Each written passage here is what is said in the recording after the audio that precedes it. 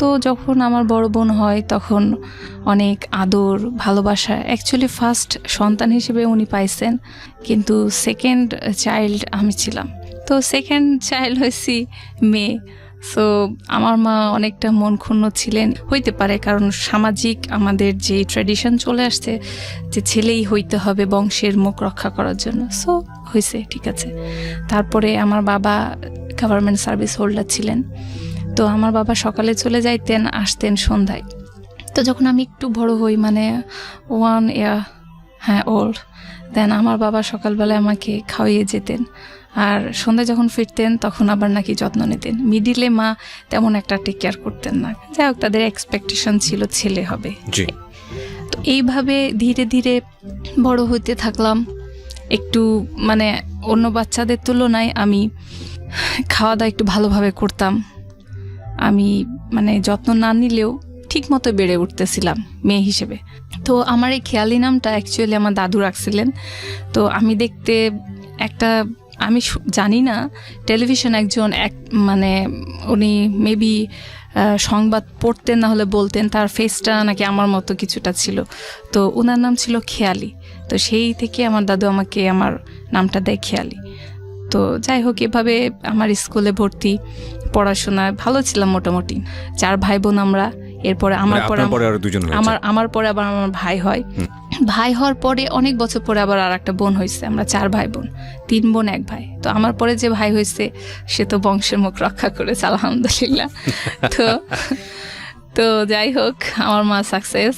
তারপর স্কুলে টিচার আমাকে অনেক ভালোবাসতেন। আমার মনে আছে ম্যাডামরা আমাকে কোলে নিয়ে বসে থাকতো, মানে যতক্ষণ আমার মা না আসবে ততক্ষণ তারাই নিয়ে বসে থাকতো যে ছুটি হচ্ছে, দাঁড়াও তোমার মা আসুক তারপরে তোমাকে দেওয়া হবে।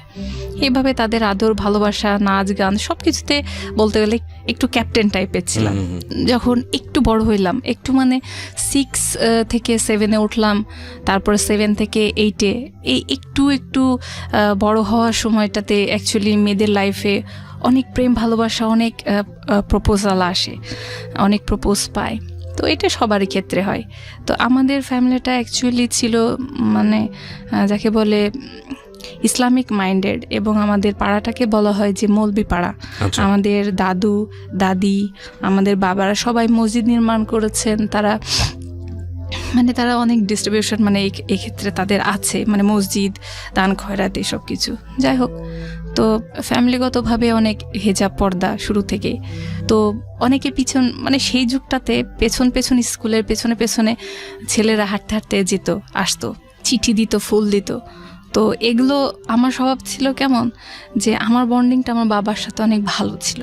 এগুলো পেলে তখন বাসায় নিয়ে এসে আমার বাবাকে বলতাম, আমরা আব্বা বলে ডাকি, আপনি বলে। এই যুগের ছেলেমেয়েরা তুমি বলে, বাট আমরা আপনি ওইভাবে সম্মান করে চলে আসছি।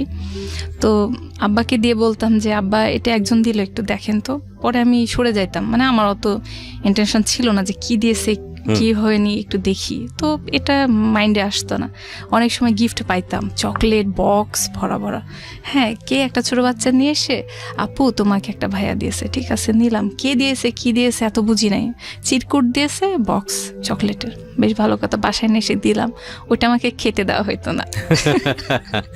তো সেই সময় একটা মানে সব মেয়েদের মধ্যে একটা ক্রেজিনেস ছিল, ম্যাডামের ছেলে সুন্দর হ্যান্ডসাম, গান করে, আমাদের সাথে পড়তে আসছে, সবাই কেমন জানি ঝাঁপিয়ে পড়তো কথা বলার জন্য। তো আমার এই জিনিস যেহেতু ছোটবেলা থেকে ওইভাবে বড় হয়েছি না, প্রেম ভালোবাসা কি জিনিস করা যাবে না, গুনাহ, ভালো কথা। তো ওই ছেলেটা মানে ফলো করতো, 10-12 জনের ব্যাচের মধ্যে সে ফলো করতো। তার আগ্রহ ছিল মেয়েটা কি কেমন তার সম্পর্কে জানবো, কিন্তু আমার মানে ছেলে মানুষ মানে বিরক্তিকর, কেন কথা বলবো, এটা বিপদ। এটা আপনার ফ্যামিলি থেকে এইভাবেই ট্রিট করা হতো, মানে শেখানো হয়েছিল আপনাকে? হ্যাঁ, আরো তখন তো টেলিভিশন ছিল, তখন আমার মনে আছে হুমায়ুন আহমেদের নাটক আসতো, প্যাকেজ নাটক নামে বিটিভি থেকে, মেবি আজ রবিবার, তারপরে সামথিং এরকম নাম হবে, আমি অ্যাকচুয়ালি এখন এত মনে নেই। কিন্তু ওগুলো দেখতাম যে প্রেম ভালোবাসা করা যাবে না, ধোকা দেয়, এই সেই, ফ্যামিলি মেন। সো আমাদের মেন্টালিটি ওইভাবে গ্রো করছে যে হ্যাঁ করা যাবে না। আমার বিরক্তি লাগতো কারোর সাথে কথা বলবো, আমার তো একটা অঙ্ক করার টাইম নষ্ট হচ্ছে বা পড়ার টাইম নষ্ট হচ্ছে, কেন আলতু ফালতু, যাই হোক সব মাথা থেকে ঝেড়ে ফেলে দিতাম। কিন্তু ছেলেটা কি যেন ভেতরে ভেতরে ভালোবেসে ফেলেছে, কি করেছে। একদিন আমাকে একটা বই দিছে, আমার বই সে নিছিল, তো বইটা আমাকে দিয়েছে, বইয়ের মধ্যে চিঠিও দিয়েছে। পরে আমি তো দেখিনি, পরে বই খুলছে দেখি চিঠি পড়তেছে বইয়ের মধ্যে থেকে। তারপর তখন বুঝতে পারলাম যে চিঠির মধ্যে অনেক লাইফ স্টাইল লিখছি, ভালোবাসি হ্যান ত্যান। আমার ভালো লাগে না। একদিন তাকে ডাইরেক্ট বললাম, ডেকে বললাম যে তুমি এই যে পেছন পেছন আসতেছো, এগুলো করতেছো, এটা যদি তোমার আম্মু জানে তাহলে এটাতে কিন্তু অনেক সমস্যা হবে।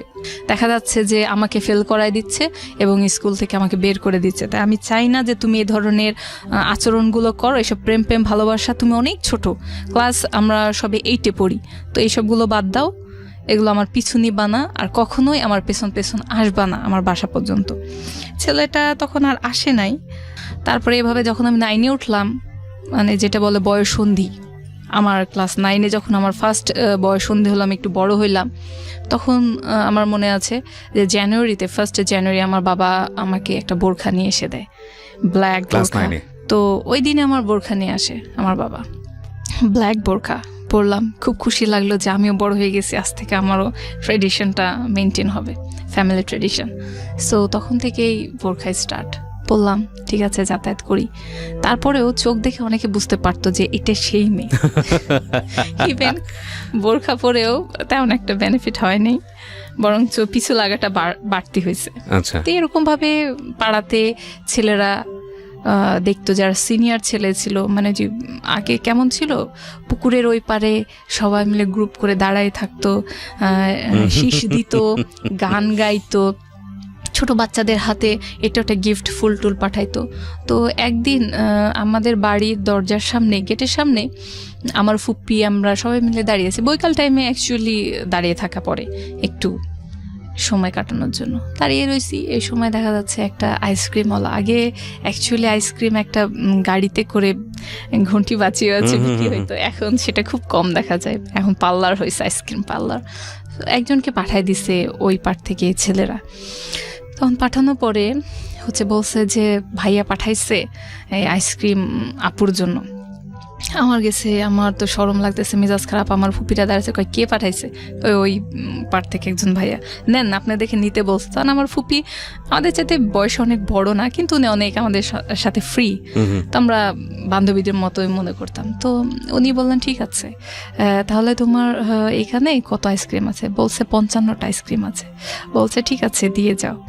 বলছে সব নিবেন? কয় তোরে দিতে কইছি দিবি। আমার ফুপি কইছে। তখন সে আইসক্রিমওয়ালা ছেলেটা সবগুলো প্যাকেট বের করে প্যাকেটের মধ্যে সমস্ত ছিল দিয়ে চলে গেছে। সে ছেলেরা পুকুরের ওই পারে দাঁড়িয়ে দাঁড়িয়ে সব দেখতেছে সিনারিগুলো। আমার ফুপি নিয়ে বলছে ফুপি এটা কি করলেন? তারা তো ভাববে যে প্রেম ভালোবাসা সামথিং লাইক দ্যাট, একটা ক্রিয়েশন, একটা ভেতরে অনেক কিছু ক্রিয়েট করতেছে, তো এটা ঠিক হইল না। উনি বলতেছেন আরে চুপ থাক।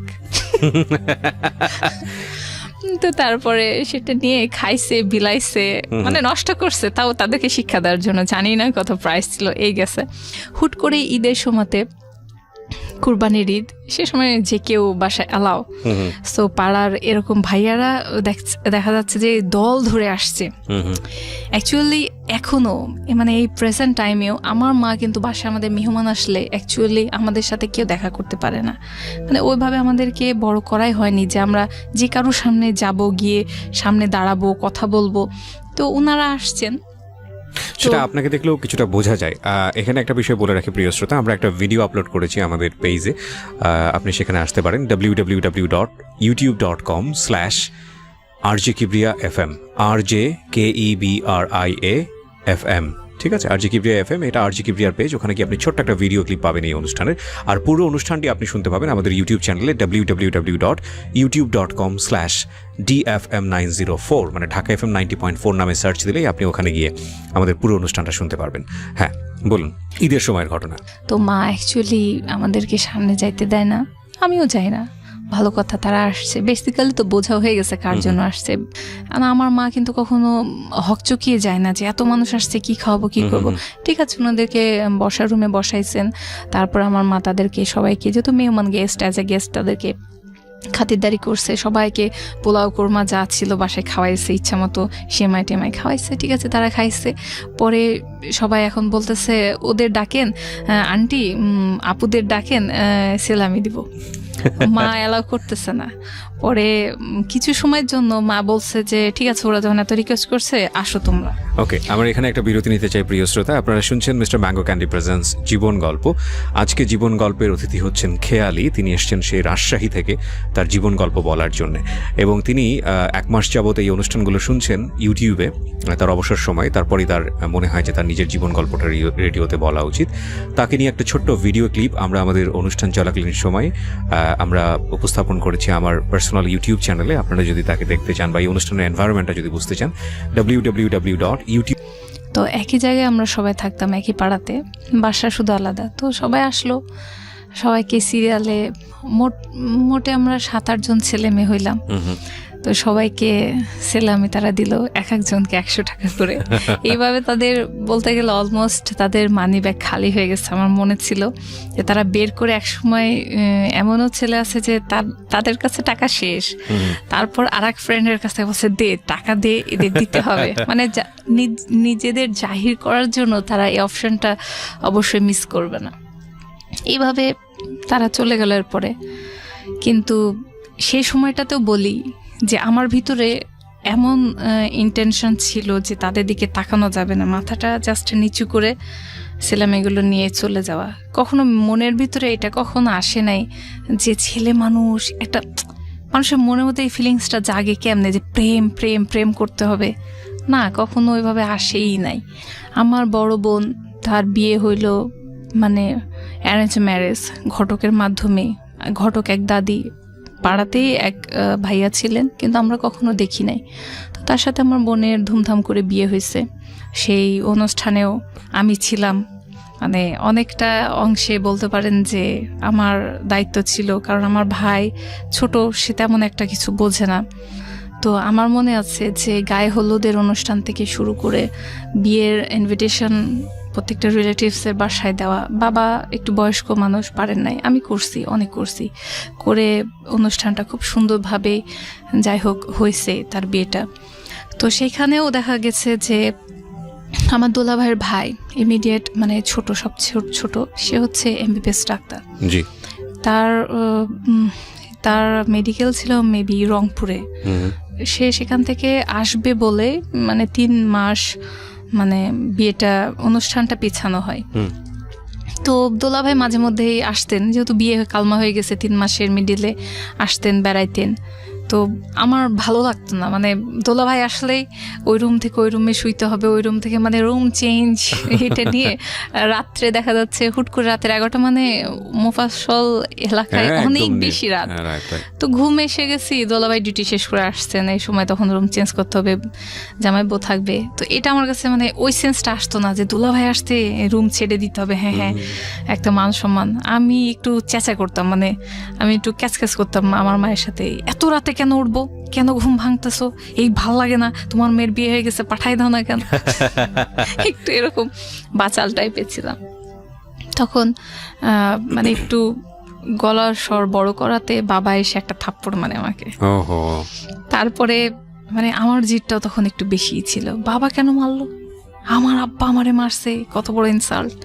বাবার প্রতি টানটা অনেক বেশি ছিল, বাবা কেন মারলো আমাকে। পরে এই জীবনে ফার্স্ট আমার হাতটা কাটা, এখনো স্পট আছে, অনেকে দেখে মনে করে মেবি কোনো প্রেম ঘটিত। ওকে ওকে, তো সাধারণত ওটাই হয়, প্রেম ঘটিত। একমাত্র আমার ফ্যামিলি মেম্বাররাই জানে কিভাবে হয়েছে, কোন মুহূর্তে হয়েছে, কেন হয়েছে। আমার মা ব্যান্ডেজ করে দিলেন, কিন্তু এটা হয়তো বা প্রতিবেশীরা বা ফ্রেন্ড সার্কেল এসব কেউ মানবে না। তারপরে এভাবে চলতে থাকলো, শেষ হইলো 3 মাস, এভাবে চলে গেল। 3 মাস পরে অনুষ্ঠান হয়ে গেল। অনুষ্ঠান পরে যখন বোনকে উঠাই দেওয়া হইলো, তখন তার ভাই, মানে দোলা ভাইয়ের ভাই, ছোট ভাই, MBBS ডাক্তার, তার সাথে ফার্স্ট পরিচয় হইলো। এটা হচ্ছে তাদের বাসায় যখন অনুষ্ঠানটা হয়, মেহেদির অনুষ্ঠান। তো মেহেদি লাগানোর সময়তে আমার দোলা ভাই একটা শাড়ি আমাকে গিফট করছিলেন। এটা মানে শালিদের দিতে হয়, 2 শালি ছিল, দিয়েছিলেন। তো নতুন শাড়িটা ওই দিন পরছিলাম। সে মানে যা হোক একটা বার্গেনিং চলতেছিল যে মেহেদি দিবে, এই গায়ে হলুদ দিবে, এমন করতে করতে সে আমার শাড়ির মধ্যে মেহেদি লাগায় দেয়। আমার প্রচণ্ড খারাপ লাগে যে আমার দোলাভাই এত দামি একটা শাড়ি দিছে গায়ে হলুদের, আনকমন, সেটা নষ্ট করে দিলে মেহেদি দাগা যাবে না। পরে আমি সে অনুষ্ঠান ওই মুহূর্তে ছেড়ে দিয়ে আমি বাসায় চলে আসি, সবাই ছিল, আমি চলে আসছি। পরে ওনার ভাই তখন বুঝতে পারছে, তখন উনি বাসায় আসছে, এসে আমাদের বাসায় তারপরে অনুষ্ঠান ছিল, তারা আসছে, আসার পরে মানে খুঁজতেছিলেন যে ভাবির বোন কোথায়, তার কাছে সরি বলতে হবে। কিন্তু অ্যাকচুয়ালি আমি তখন আর সামনে আসি নাই কারো, আমি আমার মতো আমার রুমে ছিলাম। তারা অনুষ্ঠান সেরে খাওয়া দাওয়া সেরে চলে গেছে, তাদের সাথে অ্যাকচুয়ালি আমার দেখাই হয় নাই। তো এভাবে বিয়ের 2-3 দিন পরে তখন দুলাভাইয়ের ভাই, ওই যে একটা গিল্টিনেস ছিল যে হ্যাঁ সরি বলতে হবে, সে বারবার আসে। তার 2 দিন পরে দেখি যে আমার বাসায় একটা গিফট আসে কুরিয়ারের মাধ্যমে, হাতের একটা ব্রেসলেট আর হচ্ছে একটা চিঠি। চিঠিতে শুরুতে নাম নেই এবং শেষেও নাম নেই, মাঝখানে কিছু কবিতার লাইন ছিল, মানে যেরকম হয় আকাশ বাতাস এইসব ভাবি যাবে। তো এসব দিয়ে একটা গিফট ছিল। তো আমার বুঝতে দেরি লাগে না এটা কে পাঠাইছে। যাই হোক, তারপরে বিয়ের প্রস্তাবও আসে, মানে আমার দুলাভাইয়ের ভাইয়ের কাছ থেকে বিয়ের প্রস্তাবও পাইছি। আপন ভাই? আপন ছোট ভাই। ওকে। তারা 3 ভাই, তার মধ্যে এটা ছোট। তো তার MBBS কমপ্লিট অলমোস্ট হয়ে গেছে, ইন্টার্নশিপ করতে সে আসবে, মানে রাজশাহীতে ব্যাক করবেন। তো এটা প্রসেসিং মিডিলে ছিল। আমার বড় বোনের সামনেই আমার বড় বোনকে সে বলছে যে ভাবি 1 বছর আপনার বোনকে ওয়েট করতে বলেন, আমি ইনশাল্লাহ একটু ইস্টাবলিশ হয়ে নিয়ে বিয়ে করব। তো তখন আমার ভিতরে ফিলিংস তার জন্য আসে না, মানে সে আমার সাথে কথা বলছে, দেখছেন, এটাতেই সে ইমপ্রেস। কিন্তু বলতে গেলে এখন সবার সামনে বলি যে আমার দোলাভাইয়ের, মানে সেই সময় দোলাভাইয়ের ভাইয়ের চেহারাটা আমার পছন্দ হয় নাই। মানে হইতে পারে MBBS ডাক্তার, বাট সেজন্য না, ছিল না আপনার ক্ষেত্রে। না, আমার দোলাভাই অনেক সুন্দর। আমার বোন শ্যামলা হইলেও আমার দোলাভাই দেখার মতো মানুষ, যেমন লম্বা চড়া সুন্দর, একদম পাকা গায়ের রং, যাকে বলে নায়ক। আমার দোলাভাই বেশ স্মার্ট। সেই ক্ষেত্রে তার মানে এই ছোট ভাইটাই দেখতে ভালো না, অথচ তার ফ্যামিলি মেম্বার অনেক সুন্দর। তো যাই হোক, তাকে আমার পছন্দ হয় নাই। সবসময় মনে হইতো যে আমার যে বর হবে একদম হিরো হবে। তো প্রেম ভালোবাসা করব না, মা বাবা বিয়ে দিবে একটা হিরোর সাথেই দিবে, মানে আগে ছোটবেলাতে যেমন চিন্তা ভাবনা। তো এই ছেলে, মানে তখন বুঝতাম না যে ডাক্তার হয়েছে কি, তার একটা পজিশন আছে, বিয়ে করলে ফিউচারটা আমার ভালো হবে, এটা মাথার মধ্যে আসতো না। আমি বলছিলাম না না, আমি সব ওয়েট করতে পারবো না 1 বছর। কই তুমি কিছু বোঝো? আমি আমার তো বোঝা লাগবে না, আপনি জানতো যান। আমার বোন যখন দোলাভাইকে বলছে, তখন দোলাভাই বলছেন যে না, এক ফ্যামিলির মধ্যে এটা ঠিক হবে না, এটা খারাপ হবে। তো ঠিক আছে, তারাও আমার দোলাভাইও নিশ্চিন্তে গেছে, না এমনি তো এরকমই, এ তো মুখের উপরে বলে দেয়, এর ভিতর কিছু নাই, মানে নাই, ঠিক আছে ওকে, গেল, এই পার্ট শেষ। তার ভাইয়ের সাথে আমার আর কোনো যোগাযোগ নেই, কিচ্ছু নেই। এমনি তখন মোবাইল ফোন ছিল না, সেই সময় মোবাইল ফোন আসছে রাজশাহীতে অনেক পরে। তো আমাদের বাসায় তখন ল্যান্ডলাইন ফোন ছিল, টেলিফোন যাকে বলে। তো এইভাবে চলতে থাকলো। আমি ভর্তি হইলাম, দুলাভাই ভর্তি করাই দিলেন। তখন ভর্তি হওয়ার অলমোস্ট 3 মান্থস। তখন বিয়ের পরে যখন আমার দুলাভাই হসপিটালে জব করেন। তো দুলাভাই ওখানে যা হোক চিকিৎসার জন্যই, যে আমার বড় বোনের সাথে আমাকে যেতে বলছে, গিয়েছি। তো এখানে আরও সিনিয়র ডাক্তার ভাইয়ারা আছেন, তারা দেখছেন, দেখে ওই যে মুখে মুখে বলে না, অমুকের শালির সাথে তমুকের বিয়ে দিলে ভালো লাগতো, অমুকের শালি এমন সুন্দর, এই ছেলেটাও তেমন সুন্দর হবে। জাস্ট মুখে মুখেই একটা ছেলের সাথে, সেই ছেলেটা ডাক্তার, বিডিএস ডাক্তার, সে রাজশাহী মেডিকেল থেকে পাশ করা। সেই ছেলেটা দেখতে অনেক সুন্দর ছিল, লম্বা চওড়া, স্মার্ট, আর চেহারাও নায়কদের মতনই ছিল। সেই ছেলেটার সাথে মানে মুখে মুখে আমার বিয়ে তারা তৈরি করে ফেলে যে হ্যাঁ, এর শালির সাথে ওই ছেলের বিয়েটা হইলে, মানে আপনার দুলাভাইয়ের সার্কেল? হ্যাঁ, আমার দুলাভাইয়ের সার্কেল, মানে এটা বড় সিনিয়র ডাক্তাররা। তো তারপরে হচ্ছে আমাকে একদিন ডাকলো, মানে আমার ট্রিটমেন্টের জন্য। তো আমি গিয়েছি, জাস্ট মাগরিবের সময় হয়ে গেছে, ওই হসপিটালে সবাই নামাজ পড়েন। তো আমার জাস্ট মুখটা খোলা ছিল। তো আমি দূরে বারান্দা ছিল, করিডোর ছিল, সেখান থেকে রুম থেকে ডাক্তাররা বের হয়ে জাস্ট মসজিদে যাচ্ছে। এই সময়তে সিনিয়র ভাইয়া ছিল, উনিও ছিলেন। আমি শুধু মুখটা এভাবে বের করছিলাম, তো উনি আমাকে এক পলক দেখছেন। আমি এত দূর থেকে তাকে ভালো মতো দেখি নাই, ওনার চোখের পাওয়ার ভালো ছিল। তো উনি আমারে দেখছেন, দেখার পরে ওনার মেবি ভালো লাগছে। পরে যখন ট্রিটমেন্ট করার জন্য কেবিনে গেলাম, তো বড় ভাইয়ারা অ্যাকচুয়ালি আমার ট্রিটমেন্টটা করছেন, তাকে হাত দিতে দেয়নি, কিন্তু তিনি আমাকে একটা প্রশ্ন করছিলেন। তো তার প্রশ্নটা অ্যাকচুয়ালি সে এত আস্তে জিজ্ঞাসা করছে, আমি ঠিক মতো শুনতে পাই না। আপনি কি জানতেন ওনার সম্পর্কে আগে থেকে, নাকি আপনি জানতেনই না? না, জানতাম না। জানতাম যে উনি এখানকার ডাক্তার। আচ্ছা, সবাই উনি ডাক্তার। আপনাকে পছন্দ করছে বা ওনার সঙ্গে কথাবার্তা হচ্ছে, এগুলো কিছুই জানতেন না? আচ্ছা। কিন্তু বড় ভাইয়ারা তাকে বলতো, আমার দোলা ভাইকে বলতো, মুখে মুখে এগুলো হইতো। আচ্ছা। পরে আমি একটু এগুলো পরে জানতে পারছি। আমার বড় বোন এসে যখন দোলা ভাই বলছে, তখন আমাকে বলছে। পরে উনি আমাকে কি যেন একটা প্রশ্ন করেন, তার কণ্ঠস্বর আমি ভালো করে শুনতে পাইনি। আর সাহস করে, মানে আমি অ্যাকচুয়ালি এখনো চোখ তুলে কারো দিকে তাকাইতেই শরম পাই। সময় লাগে। হ্যাঁ, আমি অনুষ্ঠানে বুঝতে পারছি আপনি নিচের দিকে তাকিয়ে কথা বলছেন এবং অনেক পরে গিয়ে আপনি ইজি হচ্ছেন। হ্যাঁ, মানে অ্যাকচুয়ালি এই জিনিসটা আমাদের শুরু থেকে গ্রো করছে, মানে চোখে চোখ রেখে কথা বলা বা কারোর সাথে একদম জাস্ট আই কন্টাক্টে থাকা, এটা ভেতর থেকে একটা ফ্যামিলি কালচারই হচ্ছে আপনাদের এটা। এখানে একটা বিষয় খুব খেয়াল রাখার মতো, প্রিয় শ্রোতা, আমরা প্রায় 1 ঘন্টার অর্ধেক সময় পার করে ফেলেছি। উনি যেই বিষয়টা বর্ণনা করছেন, যেসব ঘটনা উনি এখানে নিয়ে আসছেন, সেখানে আপনি একটা বিষয় খুব ভালো করে মার্ক করবেন যে উনি কী ধরনের পরিবারে বড় হচ্ছেন। সেটা ভালো না মন্দ সেটা আমি বলছি না, আমি বলছি ওনার বড় হওয়ার পরিবেশটা একেবারে ফুললি রিলিজিয়াস। এবং যদি আমরা বলি বোঝানোর জন্যে, সেটা হচ্ছে একটা রক্ষণশীল পরিবার। এবং সেই রক্ষণশীল পরিবারের একটা মেয়ে বড় হওয়ার জন্যে যত ধরনের রক্ষণশীলতা প্রয়োজন, সেটা পরিবারের মধ্যেও ছিল, এবং যে পাড়াতে উনি বসবাস করেন সেই পাড়ার মধ্যে ওই জিনিসটা ছিল। সো এই জিনিসগুলো একটু নোট করবেন। এবং 8-10টা মেয়ের মতো বা 8-10টা ছেলের মতো যে জিনিসটা বয়সন্ধিকালে স্বাভাবিক, হয়তো একটা ছেলে একটা মেয়েকে ভালো লাগবে, কিন্তু একটা মেয়ে একটা ছেলেকে ভালো লাগবে, কিন্তু ওনার গ্রোন আপের সিস্টেমটা ডিফারেন্ট হওয়ার কারণে উনি এগুলোকে একদম পাত্তাই দিত না নিজের মধ্যে। কিন্তু ইন দ্য মিন টাইম বিভিন্নভাবে ওনার কাছে বা ওনার ফ্যামিলির কাছে বিয়ের প্রস্তাব আসছে, কারণ উনি দেখতে যথেষ্ট সুন্দরী ছিলেন। সো এই বিষয়টা একটু মার্ক করার মতো, কারণ গল্প যখন আমরা সামনের দিকে এগিয়ে নিয়ে যাব, এই বিষয়টা খুব খুব খুব ইম্পর্টেন্ট হয়ে দাঁড়াবে ভবিষ্যৎ গল্পের কাছে। জি বলুন। তারপরে উনি আমাকে কিছু প্রশ্ন করেছিলেন, সেটা আমি শুনতে পাইনি। বাসায় চলে আসছি, উনি হয়তোবা ভাবছেন যে মেয়েটা অহংকারী, সুন্দরী অহংকারী, মনে হয় প্রশ্নের উত্তর দেবে না। আচ্ছা, ঠিক আছে। উনিও যথেষ্ট সুন্দর, যথেষ্ট স্মার্ট, হ্যান্ডসাম, গায়ের কালার সাদা ফর্সা। বলে রাখলাম যে সে দেখতে কেমন। তো যাই হোক, তার কমতি কিছুই ছিল না। মানে আপনার বিষয়টা এরকম যে মনে ধরার মতো, মানে শুধু মনে ধরার মতো না, মানে সে 1000টা ছেলের মধ্যে দাঁড়িয়ে থাকলে মানে একটা চোখে পড়ার মতো, আলাদা করে চেনা যায়। ওকে, সো আমরা এখানটা আরেকটা বিরতি নেব, প্রিয় শ্রোতা। আপনারা শুনছেন জীবন গল্প, মিস্টার ম্যাঙ্গো ক্যান্ডি প্রেজেন্স জীবন গল্প। আজকে আমাদের এখানে গেস্ট হচ্ছেন খেয়ালি। আমরা এই অনুষ্ঠানের ভিডিও ক্লিপ আমি আপলোড করেছি আমার ইউটিউব চ্যানেলে www.youtube.com/RJ Kibriya FM, RJKEBRIA FM। এটা দিয়ে আপনি যদি অ্যাড্রেস বারে লিখে যদি সার্চ করেন, তাহলে আপনি আমার চ্যানেলটি পাবেন। ওখানে আজকের অনুষ্ঠানের ভিডিও ক্লিপ দেওয়া আছে, আপনি গিয়ে দেখতে পারেন যে কে আসলে আজকে আমার অনুষ্ঠানের গেস্ট। সো ওখানে চলে আসুন, আর এই পুরো অনুষ্ঠানটি আপনারা শুনতে পাবেন আমাদের। বললো যে হ্যাঁ মা, ছেলেটা ভালো, যদি ছেলেটা প্রস্তাব দেয় তাহলে দেখতে পারো। তো মা বললো যে দেখা যাক।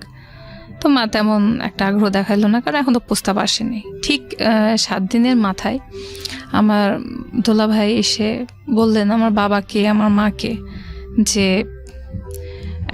একটা ছেলে আছে, সে আমার শালিকে দেখতে চাচ্ছে, আপনারা যদি হ্যাঁ বলেন তাহলে সে বাসায় আসবে। তো বলছে ছেলের বাসা কোথায়? তখন আমার দোলা ভাই বললেন যে ঢাকায়। ঢাকার ছেলে, ঢাকার স্থায়ী। তো নামটা এখানে বলি, এলাকার নাম বললে তো সমস্যা নেই। সে বিক্রমপুরের। তো বলছে বিক্রমপুর। তো আমার মারা তো ঢাকা বিক্রমপুর এত চিনবে না। তো বলছে ঠিক আছে, আচ্ছা আসুক, মেয়ে তো দেখতে আসতে যাচ্ছে, আসুক, পরবর্তীটা পরে দেখা যাবে। তো তারপরে আবার আমাকে আরেকবার মিডিলে ট্রিটমেন্ট করানোর জন্য যাইতে লাগছে। আমি গিয়েছি তার চেম্বারে। তখন এটা আমার 2nd টাইম যাওয়া। ফার্স্ট টাইমে আমি তার ফেসও দেখি নাই, তার কণ্ঠ শুনি নাই, মানে কণ্ঠ শুনছি, তার বক্তব্য আমি বুঝি নাই। তো এবার গিয়ে চেম্বারে যখন গেলাম তখন দেখলাম যে বড় ভাইয়া নেই, ওই দিন ডিউটিতে উনিই ছিলেন, উনি আমাকে রিসিভ করছেন। তো উনি আমার ট্রিটমেন্ট করলেন। তখন উনি ওনার প্রেসক্রিপশনের নিচে তার পার্সোনাল মোবাইল নাম্বারটা লিখে দিয়েছেন। আচ্ছা, তো মোবাইল নাম্বার লিখে দিয়েছেন, তখন কিন্তু আমার মোবাইল নেই। আমাদের বাসায় আমার বাবার কাছে একটা মোবাইল সেট তখন ছিল, অনেক পুরাতন মডেল, জাস্ট মোটরোলা, আমার নামটা মনে হচ্ছে, সাদা কালার, একটা মোটা করে স্বাস্থ্যবান মোবাইল। কিন্তু মানে তখনও সেটা আমরা ইউজ করি না, সাহস নেই ইউজ করার, বাবার ওটা। ঠিক আছে, পরে উনি একটা নাম্বার দিলেন, নাম্বারটা দিয়ে উনি নিচে লিখেও দিয়েছেন প্রেসক্রিপশন নিচে যে যদি সময় হয় কল করবেন। আমি ওটা তখন বুঝি নাই, বাসায় নিয়ে এসে যখন প্রেসক্রিপশন খুলে দেখছি কি কি দিয়েছে, তখন দেখতে পেলাম যে এখানে মোবাইল নাম্বার দেওয়া আছে আর একটু লিখে দেওয়া আছে। তো আমার একটু লজ্জা লজ্জা লাগলো যে ওনার মতো ডাক্তার আমাকে পাত্তা দিতে যাচ্ছেন কেন, মানে উনি ডাক্তার হয়েছেন, এতটা লাইফ কাটাইছেন, নিশ্চয়ই ওনার গার্লফ্রেন্ড আছে অথবা কোনো সহপাঠী, মেবি ডাক্তার মেয়ে। আমি তো ডাক্তার না, আমি নর্মাল লাইনে পড়াশোনা করা একটা মেয়ে, আমি এখন ফার্স্ট ইয়ার পড়তেছি কলেজে। তো উনি কীভাবে আমাকে, মানে এটা কি চলতেছে আমি বুঝলাম না। পরে তখন আমার বড় বোনের সাথে ব্যাপারটা শেয়ার করলাম, বলছে যে তাই, সে তো তোকে দেখতে আসতে চাই, তুই কথা বল। আমি কই আমি কথা বলবো, মোবাইল তো নেই আমার কাছে। কয় ঠিক আছে, ব্যবস্থা করে দিচ্ছি, তুই তার সাথে কথা বল।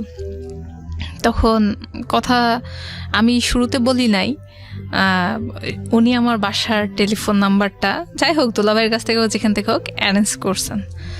তো উনি কল করছিলেন। তো কল করার পরে জাস্ট নাম্বার একটা ডিজিট মেবি ভুল হয়ে গেছে, অন্য জায়গায় চলে গেছে। পরে উনি আবার সেকেন্ড টাইম নাম্বারটা নিয়ে তখন আমাদের ল্যান্ডলাইনে ফোন করছেন ক্লিনিক থেকে। ক্লিনিকের নাম্বার দেখলে আমরা মনে করি হয়তো দোলাভাই ফোন করছে আপুর কাছে। তো রিসিভ আমি করছি, তখন মানে আমি রিসিভ করছি, উনি কথা বলতেছেন। তো ওনার কণ্ঠস্বর খুব চিকন, এত আস্তে কথা বলেন যে মানে ফোনের মধ্যে ভালো করে বোঝা যায় না তার কণ্ঠস্বর। তো উনি বললেন যে আপনি কি খেয়ালি বলতেছেন? আমি বললাম জি। আপনি কে? তখন বললো, তার নাম বলছে, তার নাম মিঠু। বলছে আমি মিঠু বলছি, আপনি কি আমাকে চিনছেন? আমি তো চিনে ফেলছি। তখন আমি বললাম জি। কয় হ্যাঁ, আপনাকে তো আমি নাম্বার দিয়েছিলাম, আমাদের একটা সেমিনার ছিল পাবনাতে সব ডাক্তারদের, ওইখানে কোম্পানি থেকে আমরা গিয়েছিলাম। আমি সারাটা দিন আমার মোবাইলটা চেক করছিলাম, মনে হয় একটা ফোন কোথাও থেকে আসবে। অনেক ফোন আসছে, আমি বারবার দৌড়ে ফোনটা বের করছি, রিসিভ করছি, বাট একটা কণ্ঠস্বর শুনতে পাই নাই। আমি আশা করছিলাম কেউ আমার ফোন দিবে। তো আমি এমন ভাব নিতেছি যে আমি বুঝিই নাই সে কাকে বললো, জাস্ট আননোন পারসন। অবশ্যই একটা পর্দা আছে আমাদের ভেতরে। তখন আমি বললাম যে জি, কার অপেক্ষা করছিলেন? কই থাকা বাদ দেন। তো আমি বললাম যে অ্যাকচুয়ালি আমি তো কখনোই তাকে ফোন দিব না, এটা তো আমার মেন্টালিতে আছে যে ফোন দেওয়া যাবে না, সে অপরিচিত মানুষ, প্রেম ভালোবাসা করা যাবে না, আমি কেন তাকে ফোন দিব। কিন্তু তার ব্যাপারে আমার ফ্যামিলি কিন্তু অলরেডি আগেই রেডি হয়ে আছেন যে তার সাথে আমার একটা হবে। তো তারপরে ওনার সাথে কথা হইলো অল্প কিছু সময়, নর্মাল কথা আপনি করেই, ভাইয়া ভাইয়া করেই কথা হইলো। পরে রেখে দেওয়া হয়েছে ফোন। পরে রাতের বেলাতেও দেখতেছি যে উনি ওনার হোস্টেল থেকে ফোনটা করছেন। তো তখন মানে হোস্টেলে যে জায়গায় টেলিফোনটা আছে, যেহেতু আমার মোবাইল নেই, উনি তো মোবাইল দিয়ে কথা বলতে পারছেন না যে রুমে গিয়ে, উনি ওইখানে যেই জায়গায় দাঁড়িয়ে থেকে কথা বলতেছেন, তো ওই জায়গায় অনেক গ্যাঞ্জাম হচ্ছে। তখন আমি কিছু শুনতে পাই না। আমি বলছি কে বলতেছেন, গ্যাঞ্জামে বুঝতে পারেন অনেক স্টুডেন্ট এসে দাঁড়ায় রয়েছে। তখন উনি বললেন ঠিক আছে, আমি একটু পরে কল করতেছি। উনি ওই রাত্রেই দোকানে গেছেন, তখন কিন্তু দোকানে টেলিফোন থেকে কথা টাকা দিয়ে বলা যায়। তো উনি আর এক দোকানে গিয়েছেন, দিয়ে টেলিফোনে থেকে ফোন করছেন। তো কথা বলতে বলতে অনেক রাত হয়ে গেছে, অলমোস্ট 11টা 11:30, অনেক বেশি সেই সময় রাত। তো উনি অনেক কথা বলছেন, নর্মাল ভালো কথা। তো একটু ভালো লাগছে যে না, লোকটা অনেক জেন্টাল, মানে প্রেম ভালোবাসা লাভ ইউ এই সব কিছু নেই তার ভিতরে, জাস্ট সে নর্মালি সুন্দরভাবে ভালো লাগা মন্দ লাগাগুলো কথা বলতেছে, কথা হচ্ছে। তার মধ্যেই বেশি দিন হয়নি, অলমোস্ট 5 দিনের মতো কথা হয়েছে তার সাথে টেলিফোনে। তারপরেই তিনি বাসাতে আসছেন, মেয়ে দেখবেন বলে বড় ভাইয়াদের সাথে নিয়ে আসছেন, আরও সব যারা ছিলেন ক্লিনিকের উনি আসছেন আমার দুলা ভাইয়ের সাথে কথা বলে ফিক্সড করে। তো মানে ওই দিন দেখা হবে, যেহেতু উনি আগে থেকে আমাকে পছন্দ করে রাখছেন।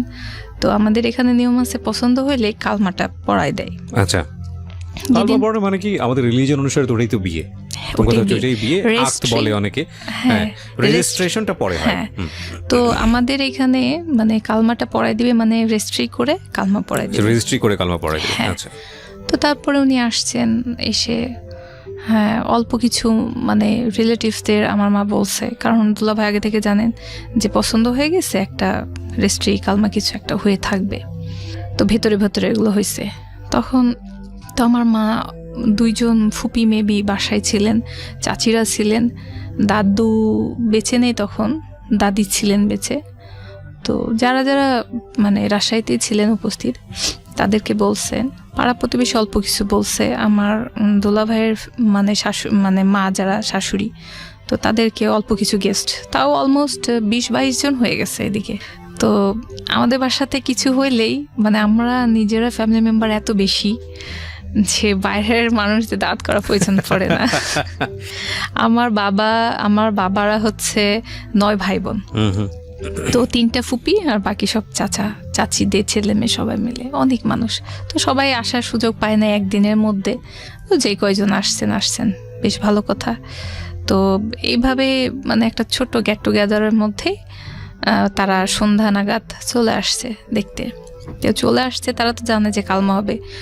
তো ছেলে যেহেতু বড় ভাইদের নিয়ে আসছেন, তারা তখন দেখছে, আর দেখার পরে তখন আমার দোলা ভাই বললেন যে কাজীকে ডাকেন, কালমাটা হবে, রেজিস্ট্রি হবে। তো আমি তখন সাজতেছি, মেকআপ করতেছি জাস্ট রুমের মধ্যে বসে থেকে।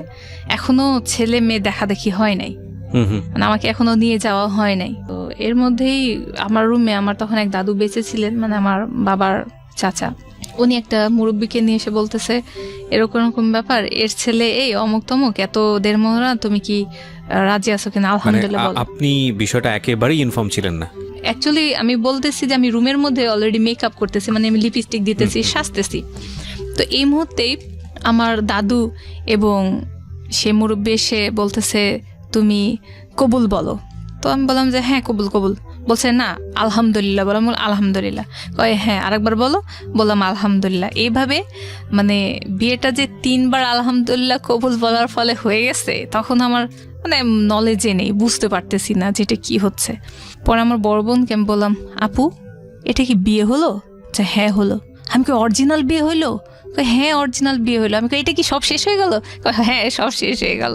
তখন আমি বলতেছি যে এইটুকুই বিয়ে ছিল? আপু আমি তারপর আবার জিজ্ঞেস করছি আপু এটা কি ওই যে সারা জীবন হাজব্যান্ড ওয়াইফ থাকে সেই বিয়েটা হইলো?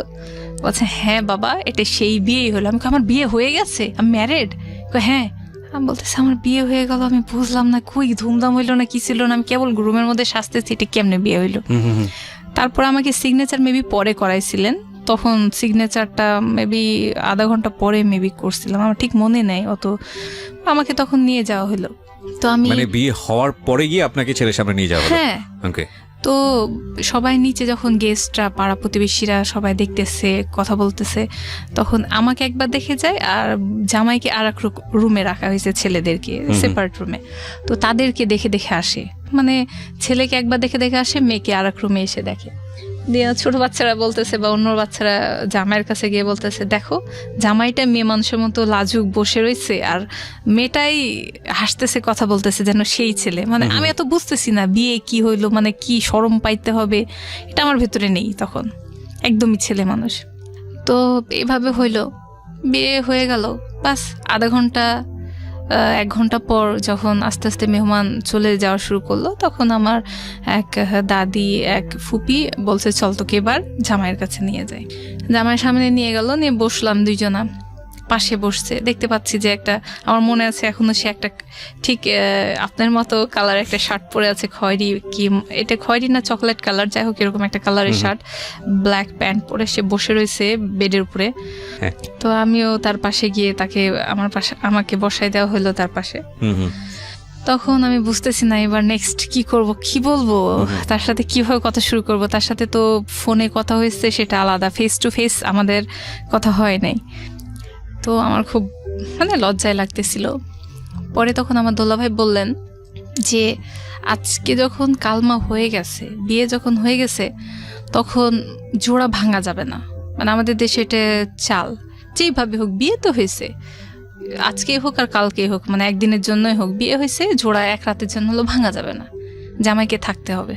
তো জামাইকে থাকতে হবে ঘরের মধ্যে, মানে বাসার মধ্যে কেমন পরিবেশ। তো আমার দোলাভাই বললেন যে, মানে আমার বাবা মায়ের সাথে কথা বললেন যে আমি তাদেরকে একটু গিফট করি। গিফট কেমন, যে তাদেরকে হুট করে যেহেতু বিয়ে হয়েছে, বাসর টাসর সাজানো হয় নাই, কিছুই হয় নাই, রুম নর্মালি, বলছে যে তাহলে আমি একটা হোটেলে তাদেরকে একটা সুইট বুক করে দিই, তারা আজকে ওইখানেই নাইট স্পেন্ড করুক, এটা ভালো দেখা যায়, পরে সকালে নাহলে বাসায় ফিরবে। তো তারপরে আমি তো এত কিছু ভালো বুঝতেছি না, বড়রা যা করতেছে করতে থাকুক, উনিও জামাই মানুষ। হ্যাঁ, কিন্তু একটা বিষয় বোধহয় আপনার এখানে বলতেই হবে, সেটা হচ্ছে আপনি তো তাকে মন থেকে রিসিভ করেছেন, কজ আপনার যে হিরো যে ড্রিমটা ছিল, সেটা তো আপনি দেখলেন যে না, সে সব দিক থেকেই পারফেক্ট, হ্যাঁ, আর ফ্যামিলিগতভাবে হয়ে গেছে সবকিছু, এবং ফ্যামিলিগতভাবে, so you are happy, of course you are happy, definitely happy, first love, first man. হ্যাঁ, সেটাই, সব দিক থেকেই পারফেক্টলি ছিল, ফার্স্ট পুরুষ আমার জীবনে, সে যে আমার কেনি আঙ্গুলটা টাচ করলে সে মতো করে নাই, করলে সেই করবে, জাস্ট একটা মনের মধ্যে এক্সাইটমেন্ট, বিয়ে হয়ে গেল, ওয়াও, মানে একটা পুরুষ, সত্যি আমার বিয়ে গেছে না, আমি একটা ঘোরের মধ্যে আছি, মানে আমার জীবনে একটা পুরুষ শেষমেশ আসছে, এটি আমার প্রেমিক হবে। তো যাই হোক, আমাদের একটা হোটেলে বুকিং দেওয়া হলো, সেটা রাজশাহীর মধ্যে। পরে আমরা ওইখানে গেলাম, আমি আলাদাভাবে গেলাম, উনি আলাদাভাবে গেলেন, ওনার সাথে ওনার ফ্রেন্ড সার্কেল ছিল।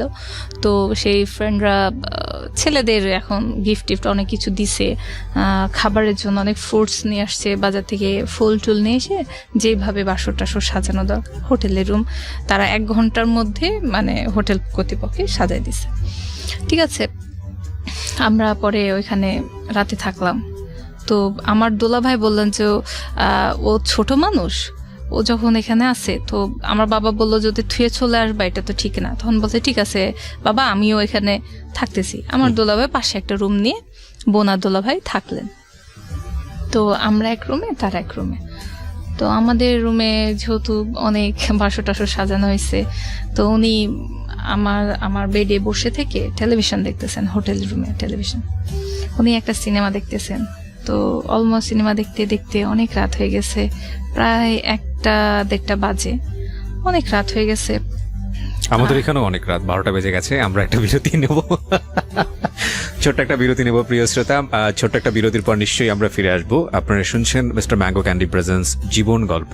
আমি আরজি কিবরিয়া আপনার সঙ্গে রয়েছি। আজকে এখানে জীবন গল্প বলছেন খেয়ালি, এবং সেই খেয়ালি এসছেন সেই সুদূর রাজশাহী থেকে, এবং তিনি মাত্র এক মাস যাবত আমাদের এই অনুষ্ঠানগুলো এভাবেই দেখা উচিত। ঠিক আছে, সো আমাদের এই ঘটনাটা আপনারা পুরোটা শুনুন, তাহলে হয়তো বা আপনারা যেটা মনে করছেন বিষয়টা আসলে সেরকম না, একটা ভূমিকা করে নিলাম আর কি। ওকে। তো সেই বাসরাত এত প্রতীক্ষার পর জীবনে আসলো। উনি পাশে বসে থেকে টেলিভিশন দেখতেছিলেন, আমিও চুপচাপ বসেছিলাম। মানে জীবনে প্রথম একটা পুরুষ মানুষ এক জায়গায়, এক ঘরে, এক জায়গায় বসে আছি, যেটা কখনো কল্পনা করি নাই যে কারোর সাথে এভাবে কথা হবে, কি একটা ঘরের মধ্যে এক জায়গায় থাকতে, এখানে মা বাবাই দিতেছে, ফ্যামিলির লোকজন দিতে, সেটা আমার কাছে খুব এক্সাইটমেন্ট ছিল, না জানি কি হয়। আর মিডিল একটা কথা বলে রাখি, আমার বিয়ে হয় 2004-এ, তো এটা অক্টোবর ছিল, বেশ ঠান্ডা রাজশাহীতে পড়ে গেছে সেই সময়। তো এই সময়টার মধ্যে শীতের রাত আর হচ্ছে অক্টোবরের মাস, সব মিলিয়ে একটু পরিবেশটা অন্যরকম ছিল, রোমান্টিক এনভায়রনমেন্ট আপনি যেটা বলতে যাচ্ছেন, সব মিলিয়ে এনভায়রনমেন্টটা, মৌসুম যেটা হয়, আর ভয়ে হয়তোবা একটু বেশি কাঁপুনি, ঠান্ডা লাগতেছিল। সেই সময়তে ফেসবুক আইডি কি জিনিস ছিল না, হয়তোবা ছিল, আমাদের কাছে ছিল না, আর পার্সোনাল মোবাইল ছিল না। সো ইন্টারনেট কি জিনিস, বা এখানে বলে রাখি যে এই যুগের ছেলেমেয়েরা অনেক বেশি অ্যাডভান্স বোঝে। আপনি যেটা বোঝাতে চাচ্ছেন যে আসলে রিলেশনশিপের ক্ষেত্রে কি হয় এই বিষয়গুলো সম্পর্কে আপনি আপডেটেড ছিলেন না, রাইট? অনেকেই প্রশ্নটা করে, তুমি একটা ম্যাচিউর মেয়ে, কলেজ, হ্যাঁ তুমি ফার্স্ট ইয়ারে উঠছো, তোমার তো এসব জানার কথা। হ্যাঁ, আমি টেলিভিশনে দেখছি বিয়ে বর বউ কি করতেছে, কিসিং পর্যন্ত সিন হয়, তারপর লাইট অফ হয়ে যায়। তো আপনার ধারণা ছিল ওটুকুই হচ্ছে, এটুকুই হবে। তো আমার একটা আইডিয়া ছিল নায়ক নায়িকা গল্প করবে বা রোমান্টিক এনভায়রনমেন্ট, গান বাজবে বা ব্যাকগ্রাউন্ডে অনেক কিছু চলবে, দুজনের মধ্যে অনেক কিছু হবে। সেরকম কিছু হয়নি। উনি জাস্ট বসে সোজাসুজি টেলিভিশন দেখছেন, একটা মুভি দেখতেছেন, মনে হচ্ছে মুভিটা এমন কিছু জীবনের সবকিছু ওইটাই, মানে এত কনসেন্ট্রেশন চুপ করে আছে উনি। আমি পাশে একটা মেয়ে মানুষ স্টিল বসা, মানে আমি চাচ্ছি যে সেই রকম চোখে চোখ দিয়ে ঘুমটা ওঠানো বা সামথিং লাইক দ্যাট, যেটা আপনি চিন্তা করেছেন। হ্যাঁ, মুভিতে দেখছি যে এমন কিছু হয়, এইভাবে জামাই আসবে, ঘুমটা উঠাবে, কথা হবে, হাসা হবে, আই কন্টাক্ট হবে, নাথিং লাইক দ্যাট। ওরকম কিছুই হয় নাই। জাস্ট উনি বসে বসে টিভি দেখতেছেন, আমি পাশে বসে আছি। আচ্ছা, হইল। কিছুক্ষণ পরে লাইট অফ হয়ে গেল। লাইট অফ হলো, তারপর আর কি হইলো আমি আমার মানে ওটে চোখের সামনে জিনিসটা অন্ধকারের মধ্যে কি হয়েছে আমার সেটা আমি ছবিটা বলতে পারতেছি না, কিন্তু আমার অনুভূতিতে হচ্ছে যে একটা মানুষ, কোনো কথা নেই, আমি কি পছন্দ করি, আমি কি লাইক করি, গল্প মিষ্টি মধুর, I love you then I like you, nothing like that. শুধু অন্ধকারের মধ্যে মনে হচ্ছে যে একটা মানুষ direct without any conversation he just start that kissing. আমি কিসিং বুঝি না সেই সময়, মানে লাইফে কখনো কিস বাচ্চাদের সঙ্গে হয়েছে, বাট একটা পুরুষের সাথে পুরুষের সাথে কিস কি জিনিস আমি বুঝি না, এটা ফেস আমি দেখতে পাচ্ছি না, কিন্তু একটা মানুষ মানে আমার উপরে ঝাঁপাই পড়ে কি যেন করতে চেষ্টা করতেছে সে। আমার ফিল হইলো যে আমাকে কেউ মেরে ফেলতেছে, মানে আমি জাস্ট পেনে ব্যথা আমি মারা যাচ্ছি, আমি কিছু বুঝতেছি না, আমার ভিতরে শারীরিক কোনো অনুভূতি নেই। জাস্ট আমি ওই দিন ওই মুহূর্তে বুঝতে পারছি যে রেপ বা ধর্ষণ কাকে বলে। আমার মুখ থেকে যখন মানে বলতেছি যে তার নামটা নিয়ে বলতেছি ছেড়ে দাও, এটা আমি 2-3 বার বলার পরে সে জাস্ট আমার মুখের পরে মানে টোটালি হাত দিয়ে মুখটা বন্ধ করে দিল। আমি নড়তেও পারছি না, কথা বলতে পারতেছি না, আমি নিজেকে অনেক চেষ্টা করছি ছোটানোর, আমি সেটা পাচ্ছি না, কিন্তু আমি বুঝতেছি যে আমি মারা যাচ্ছি, একবারে টোটালি মারা যাচ্ছি। আমার চোখ টোক দিয়ে মনে হচ্ছিল যে রক্ত বের হয়ে আসবে, মানে এতটা বেশি পেন আমার ছিল। আমার মুখটাও চেপে ধরা হয়েছে। আমার স্পষ্টভাবে মনে আছে সেই সময় মনে হচ্ছিল যে আমার মা বাবা কি এটা মানে বিয়ে, আমাকে এই জন্য বিয়ে দিল, এটাই সেই ফার্স্ট নাইট, এটাই সে বাসরাত, এটাই সেই গান বাজনা বাজা, এই সেই পুরুষ মানুষ লাইফে আসা, এটাই প্রেম, এটাই ভালোবাসা, দরকার নেই। মানে আমার খুব খারাপ লাগতেছিল, আমি ভেতরে টোটালি কাঁদতেছিলাম যে এটা কি হচ্ছে আমার সাথে। তারপরে আমার কণ্ঠস্বর মেবি পাশের রুম থেকে আমার বন্ধুলা ভাই শুনতে পেয়েছে। ইট ওয়াজ লাউড। তো আমার বোন কিছুক্ষণ পরে আমার রুমে এসে নক করতেছে, বলছে একটু খোলতো। আমি বলি কি হয়েছে আপু? তখন বলছে কিরে তোদের মধ্যে কি ঝগড়া হচ্ছে, কিছু হচ্ছে? আমি কই না তো। বলছে যে অনেক শব্দ হচ্ছে, এই রুম পর্যন্ত আসতেছে, তুই কি চিল্লাচিল্লি করতেছিস? আমি কই না আপু কিছু হয়নি, আজ আমাদের বিয়ে কেন ঝগড়া হবে? আচ্ছা ঠিক আছে। আমার বোন চলে যায়। পরে এরকমভাবে রাতটা কাটছে। হি ওয়াজ ডক্টর রাইট? সে ডাক্তার ছিল। ওকে, এটা আমি আরেকবার একটু আপনাকে মেনশন করলাম। ওকে ফাইন, হ্যাঁ বলেছেন আপনি, হ্যাঁ প্লিজ কন্টিনিউ করেন।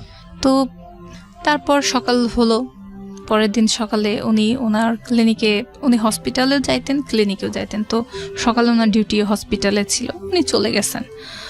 তো আমরা সবাই বাসায় চলে গেলাম, উনি হোটেল থেকে হসপিটালে চলে গেলেন, আমি আমার বন্ধুলা ভাইয়ের সাথে বাসায় চলে আসছি, আমার বোনের সাথে বাসায় চলে আসছি।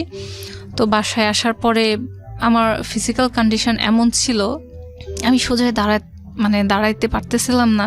তো বাসার যে আমাদের একটা দাদি ছিলেন কাজের, তাকে দাদি বলে ডাকতাম, সে বলছে তোর কি হয়েছে, তোর পা কাঁপতেছে কেন?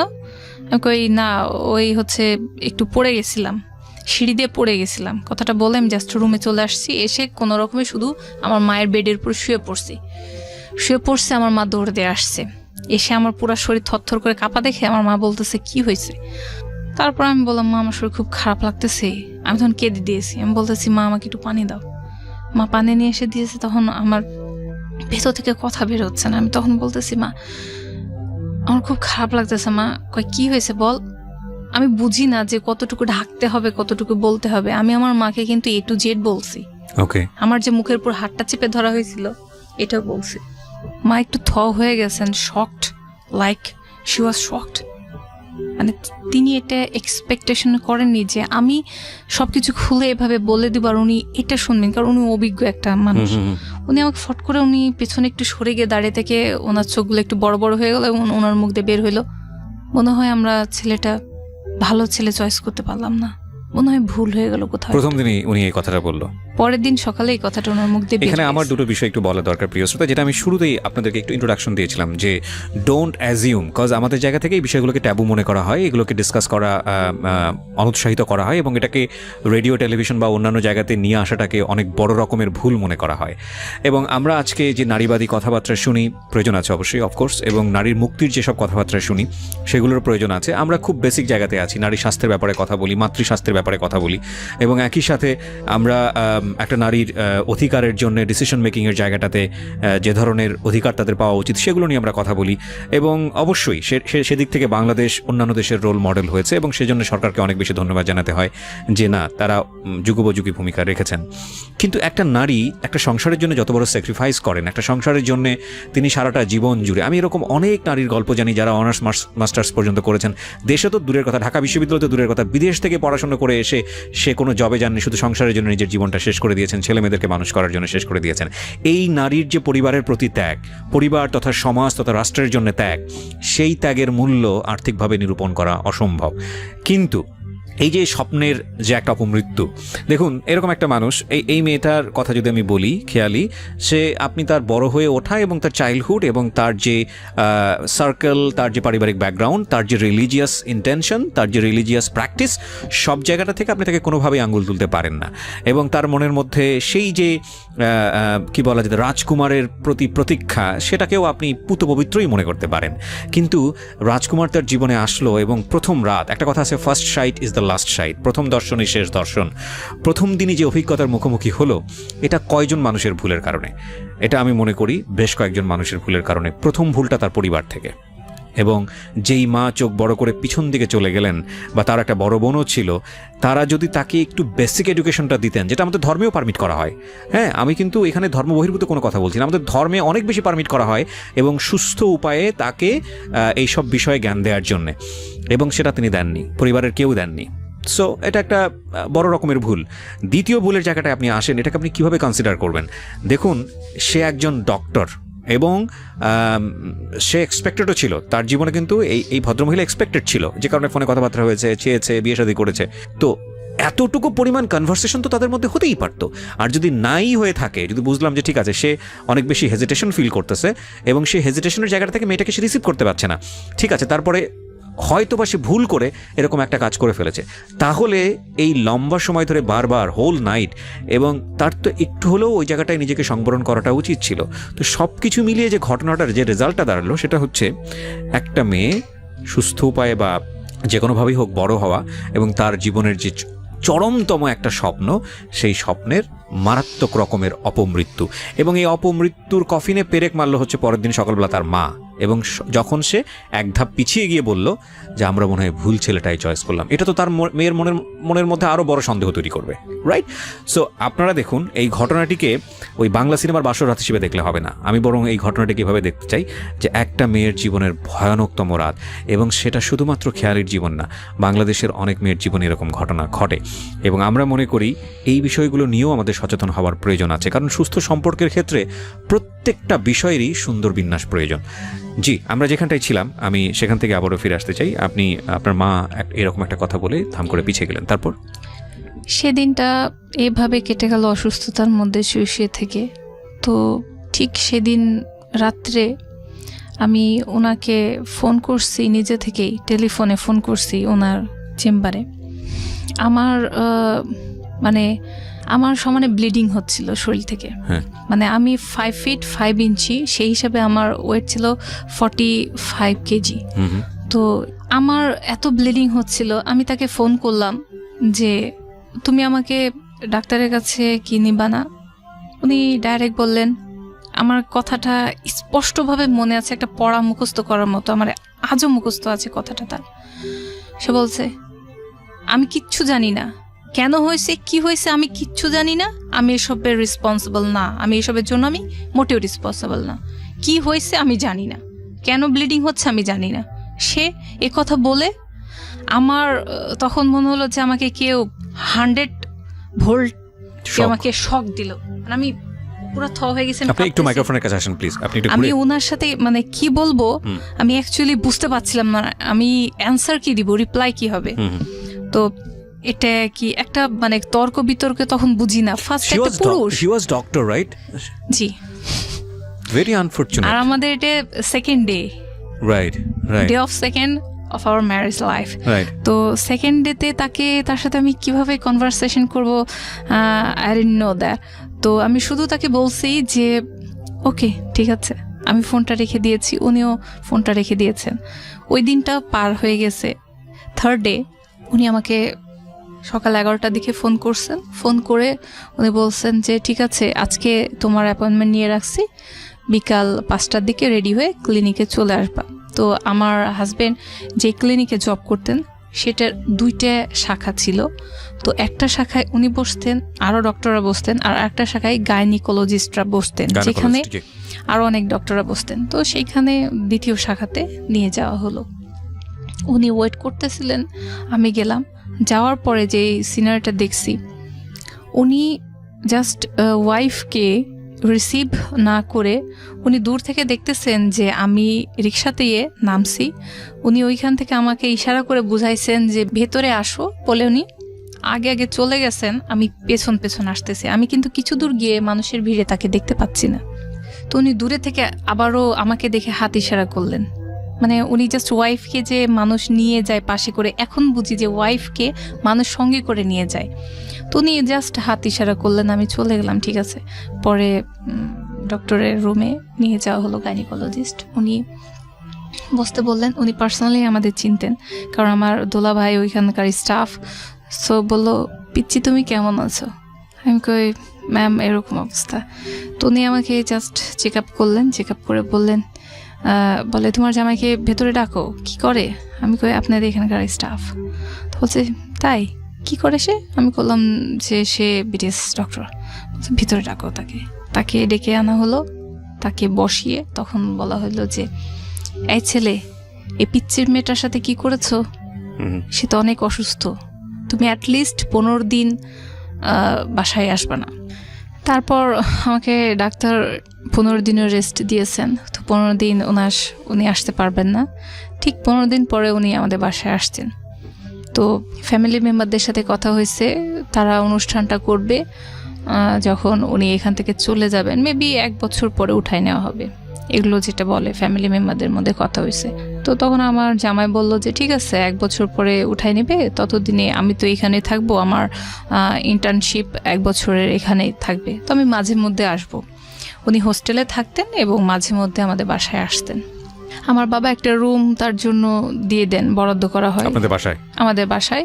দোতলাতে পুরো একটা রুম আমাদের জন্য ছেড়ে দেওয়া হয়, সেখানে অল ফার্নিচার দেওয়া হয়েছে যাতে তার কোনো সমস্যা নয়। টেলিভিশন থেকে শুরু করে সব কিছু ওয়েল ফার্নিশড করে দেওয়া হয়েছে, কারণ সে এসে নীরব খামোশ। তো উনি আসলে নর্মালি থাকলাম, যেভাবে চলতেছে। প্রায় 1 মাস হয়ে গেছে আমাদের রিলেশনের, হাজব্যান্ড ওয়াইফের রিলেশন। উনি আসেন যান। আমার ভিতরে মেবি ধীরে ধীরে এক্সপেকটেশন অ্যান্ড ফ্রাস্ট্রেশন দুইটা গ্রো করতেছে। মানে আমি কিছু মিলাতে পাচ্ছি না, আর কিছু মিলিয়ে পাচ্ছি না। তো সব মিলিয়ে আমার ভেতরে অনেক বেশি হাহাকার শুরু হয়ে গেল। কেন? মানে অনেক প্রশ্নবোধক চিহ্ন। হোয়াই এটা কেন হচ্ছে? এখন আমার পুরো লাইফটা এখন ওকে ঘিরে। এখন এডুকেশন এক সাইডে চলতেছে, ফার্স্ট ইয়ার সেকেন্ড ইয়ার চলতেছে, বাট এই যে সময়টার মধ্যে সে আমার লাইফে আসছে, তার লাইফটাও আমি তার সঙ্গে কাটাচ্ছি। আপনি কি অনার্স করছিলেন তখন? কোন সাবজেক্টে?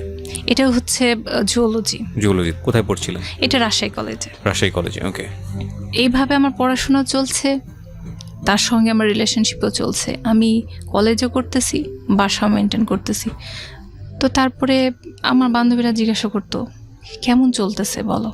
আমি কই হ্যাঁ উনি সুন্দর, এই সেই। তখন তো এখন সেলফি হয়েছে, তখন সেলফি নামক কই দেখিতেও তোমার জামাইয়ের ছবি। তো ওনার ছবি যখন একটা মানে ফটোগ্রাফি একটা ছবি ছিল, সেটা বের করে দেখাইছি। বলছে একদম শাহরুখ খানের মতো দেখতে, চুলের স্টাইল, মানে সৌন্দর্য অনেক সুন্দর তোমার জামাই, একদম তো দেখে মনে হচ্ছে চাচা তো ভাই বোন। মানে আমার ফেস আর তার ফেস, অবশ্য তার ফেস অনেক সুন্দর, বাট একটা চোখ বড় বড়, মানে কানেকশনটা থাকে। তো আমাদের দুইজনের চোখ, ওরটা মেবি আরও বেশি বড়, নাকটা অনেক বেশি সুন্দর, সে অনেক ফর্সা, যাই হোক সে অনেক সুন্দর। তো অনেকটা ফেসের মিল থাকতো। সে বলছে যে একদম তোমার কাজিনের মতো, যেটা কি তোমার রিলেটিভ? আমি বলছি যে না, এটা রিলেটিভ না, সে ঢাকার মানুষ, আমি রাজশাহীর মেয়ে। তো যাই হোক, এভাবে চলতে চলতে একটা মাস বের হয়ে গেছে। আমার দোলা ভাই জানতে পারছেন আমার বোনের মাধ্যমে। আমার বোন আমাকে জিজ্ঞাসা করছিল যে কেমন কি, কিছু পার্সোনাল মুহূর্ত বোনদের সাথে, চাচি ফুপুদের সাথে শেয়ার করা যায়। তো আমার বোন জিজ্ঞাসা করছে কি কি ব্যাপার, কেমন কি। তো আমি অনেক কিছু বলছি। তখন আমার বোন এসে আমাকে বললো যে তোমাদের রিলেশনটা বিল্ড করতে হলে তোমাদের মধ্যে মোহাব্বত দরকার, তো দুইজনের মধ্যে ইন্টিমেসি দরকার, দুইজন দুইজনকে সময় দাও। তো এইভাবে সময় দাও, ও তো সময় দাও বোঝে না। তো আমার দোলাভাই একদিন তাকে ডাকছে বাসায়, ডেকে বলছে যে তোমরা দুজনে রেডি হও। আমি আমার হাজব্যান্ডকে বলছি যে দোলাভাই বললো তোমাকে রেডি হতে, তুমি রেডি হও। বলছে কেন, কোথায় যাব, কি কি ব্যাপার? আমি বলতেছি দোলাভাই কোথাও নিয়ে যাবেন আমাদের, মনে হয় কোথাও বেড়াতে। কোন জায়গায় নিয়ে যাচ্ছে, কেন নিয়ে যাচ্ছে? উনি অনেক মানে প্রশ্ন করতেছেন, তার প্রশ্ন শেষ নেই। আমি বলতেছি উনি রেডি হইতে বলছেন, আমি রেডি হচ্ছি, তুমিও রেডি হও, পরে গিয়ে দেখবো। উনি আমাকে বলেন নাই কোথায় নিয়ে যাবেন, তো তুমি রেডি হও। তো উনি রেডি হয়েছেন। হওয়ার পরে আমার দোলাভাই আমাদের দুইজনকে জাস্ট কিছুটা সময় আমাদের দুইজনকে বোঝার জন্য, দেওয়ার জন্য, আমাদের নদীর ধার আছে যেখানে সবাই ঘুরতে যায়, তেমন একটা ভালো প্লেসে, একটা প্রাকৃতিক সৌন্দর্য একটা জায়গাতে নিয়ে যাওয়া হয়েছে। ওইখানে ফুচকা চটপটি সবাই খাচ্ছে, গল্প করছে, কাপল বসে বসে হাত ধরতেছে, মানে যেটা অ্যাজ ইউজুয়াল হয়।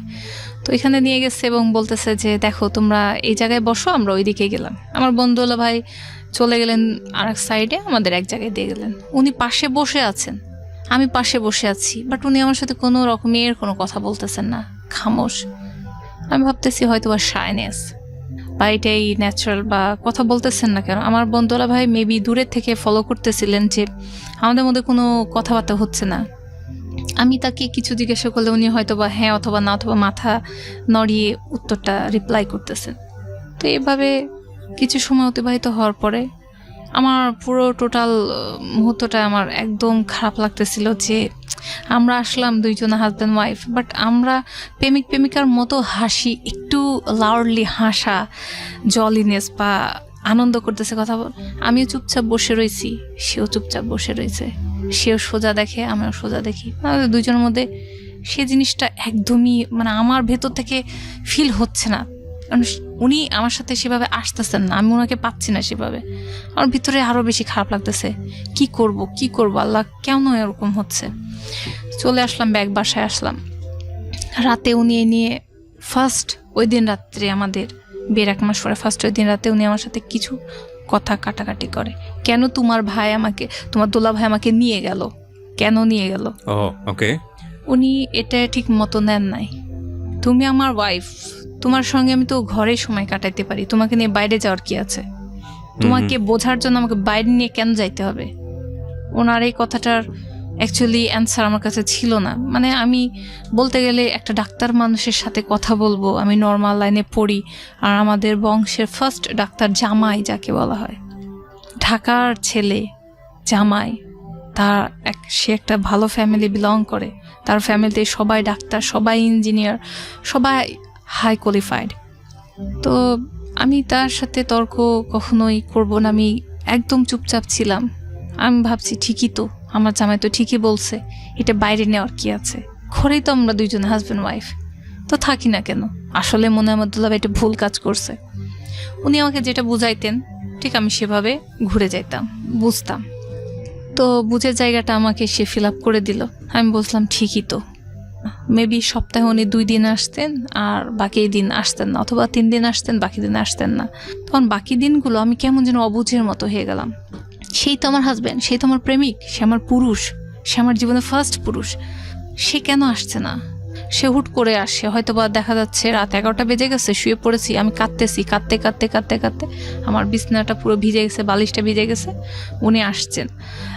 আর আমি এখানে বলে রাখি, আমাদের বাসার যখন উনি আসতেন না, তখন আমি আমার মা বাবার সাথে নিচতলায় আমার রুমে আমি থাকতাম, আর উনি আসলে তখন দোতলায় উঠে যাইতাম। মানে আমি কেমন জানি একটা ঘোরের মধ্যে দিন কাটাচ্ছিলাম। কেন আসো নাই এই কথাটা মানে ওভাবে বলার মতো, রুডলি বলার মতো সাহস ছিল না, ওভাবে পরিস্থিতি ছিল না। বলতাম যে কালকে আসলেও তো পারতা, আমি তো রান্না করছিলাম। মানে এখন ওনার অবর্তমানে আমার যে ভিতরে রাগ, জিদ, প্রশ্ন, অস্থিরতা, হতাশা, পেরেশানি থাকতো, ওনাকে দেখলেই যেন কেমন যেন ঠান্ডা হয়ে যেতাম, একদম রিল্যাক্স। তার সামনেই একদম গলার স্বর আস্তে করে, আসলেই তো পারতাম। কেমন যেন একটা চাপা অভিমান, সে আমাকে বুঝুক যে আমি অভিমান করছি, আমি রাগ করছি, আমার খারাপ লাগছে। এটা কেমন যেন আমি প্রকাশ করতে পারতাম না, আমার প্রকাশ ভঙ্গিমা ভালো ছিল না, হয়তো এটা শিখিয়ে নাই। না, এটাই পারফেক্ট ছিল ইনফ্যাক্ট। কারণ আমি বলবো যে প্রথম পর্যায়ে আসলে রাগটা খুব অ্যারোগেন্টলি না দেখানোটাই বেটার। হয়তো ধীরে ধীরে সেটা লাউড হবে, এটাই স্বাভাবিক। তবে এটা ঠিক যে ওই একটা কথা আছে আমাদের ওই ম্যানেজমেন্টে বলে, এটা গুড ম্যানেজাররা হচ্ছে অলওয়েজ ফায়ারটা না দেখে ফায়ারটাকে স্মেল করে, যে না আগুন লাগতে পারে এখানে, তখনই আগুন নেভানোর চেষ্টা করে। এরা হচ্ছে গুড ম্যানেজার, যেটাকে সহজ ভাষায় বলা হয়। তো আমি জানি না আপনার হাজবেন্ডের ক্ষেত্রে কি হয়েছে, কারণ সংসারও তো একটা ম্যানেজমেন্ট সামহাও। জি। তারপর মানে হুট করেই যেহেতু শেষের দিক দিয়ে আমাদের বিয়ে হয়েছে, 1 বছর কেটে গেল, 1 বছর মানে কয়েক মাস আমাদের কাছে। তারপর থেকে আমি নেক্সট ইয়ার মানে 2005 থেকে শুরু করলাম গোনা, যে জানুয়ারি থেকে শুরু হয়েছে। তাদের মানে কলেজ থেকে, রাজশাহী মেডিকেল কলেজ থেকে প্রতি বছরে একটা পিকনিক হয় ডক্টরদের জন্য। তো এখানে তার অনেক ফ্রেন্ড সার্কেল, বান্ধবীরা, ছেলে মেয়ে সবাই যাবে। তো এখানে অ্যালাউড ছিল যারা ম্যারিড তারা তাদের ওয়াইফকে নিয়ে আসতে পারে, বা যাদের বাচ্চা কাচ্চা আছে তারা তাদের ছেলে মেয়েদের নিয়ে আসতে পারবে।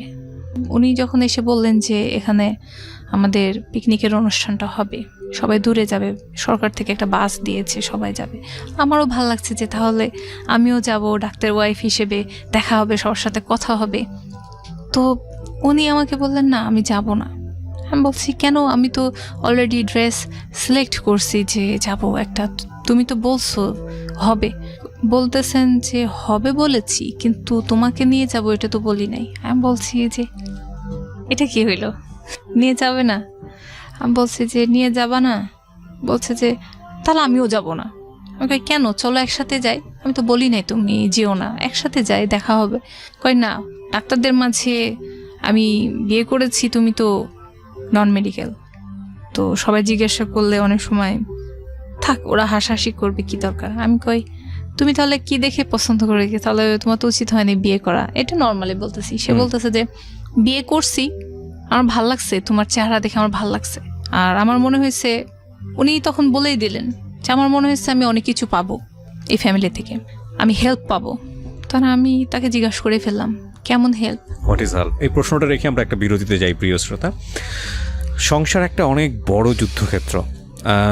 যারা সংসার করছেন এবং বিশেষ করে যারা 20, 30, 40, 50 বছর পার করে দিয়েছেন সংসার, এরকম পাওয়া খুব মুশকিল। 50 বছরের সংসার জীবন হয়তো অতদিন বেঁচেই থাকে না, তবে থাকে 2-1 রেয়ার আছেন। এই যে 20-30 বছর যাবৎ যারা সংসার করেন, এদের সেলিব্রেশনটা অনেক বড় করে হওয়া উচিত। বড় করে হওয়া উচিত এই কারণে যে এই লম্বা সময় ধরে তারা নিজেদেরকে মানিয়ে নিয়েছেন। এবং এটা ঠিক যে একটা মানুষের সম্পর্কে থাকা, মানে রিলেশনশিপে থাকা, ফ্রেন্ডশিপে থাকা বা প্রেমে থাকা, যেটাই বলি না কেন, সেটা আর সংসার দুটোই কিন্তু অন্যরকম আলাদা বিষয়। কারণ দুটো মানুষ যখন কাছে আসেন, ওই যে উনি যেটা বলছিলেন যে ফিলিংসের জায়গাটা, অনুভূতির জায়গাটা, একটা স্বপ্নের জায়গাটা, একটা ইলিউশনের জায়গাটা, ওই ইলিউশনের জায়গাটা তখন থাকে না। ওটা যখন বাস্তব হয়ে ধরা দেয় এবং সেই বাস্তবতা আর মনের স্বপ্নের জায়গাটা যখন বিপরীতমুখী হয়, তখন শুরু হয় অন্যরকম একটা যুদ্ধ। সেই যুদ্ধে কাউকেই পাওয়া যায় না, ইনফ্যাক্ট পাশে কাউকে পাওয়া যায় না। ইনফ্যাক্ট এই কারণে যে আমাদের পারিবারিক শিক্ষাটা এরকম না যে আমরা একদম ভেতরে মানে নিগূঢ় বিষয় যেটা আমাদের জীবনে খুব গুরুত্বপূর্ণ, সেগুলো নিয়ে কেউ ডিসকাস করার মতো থাকে।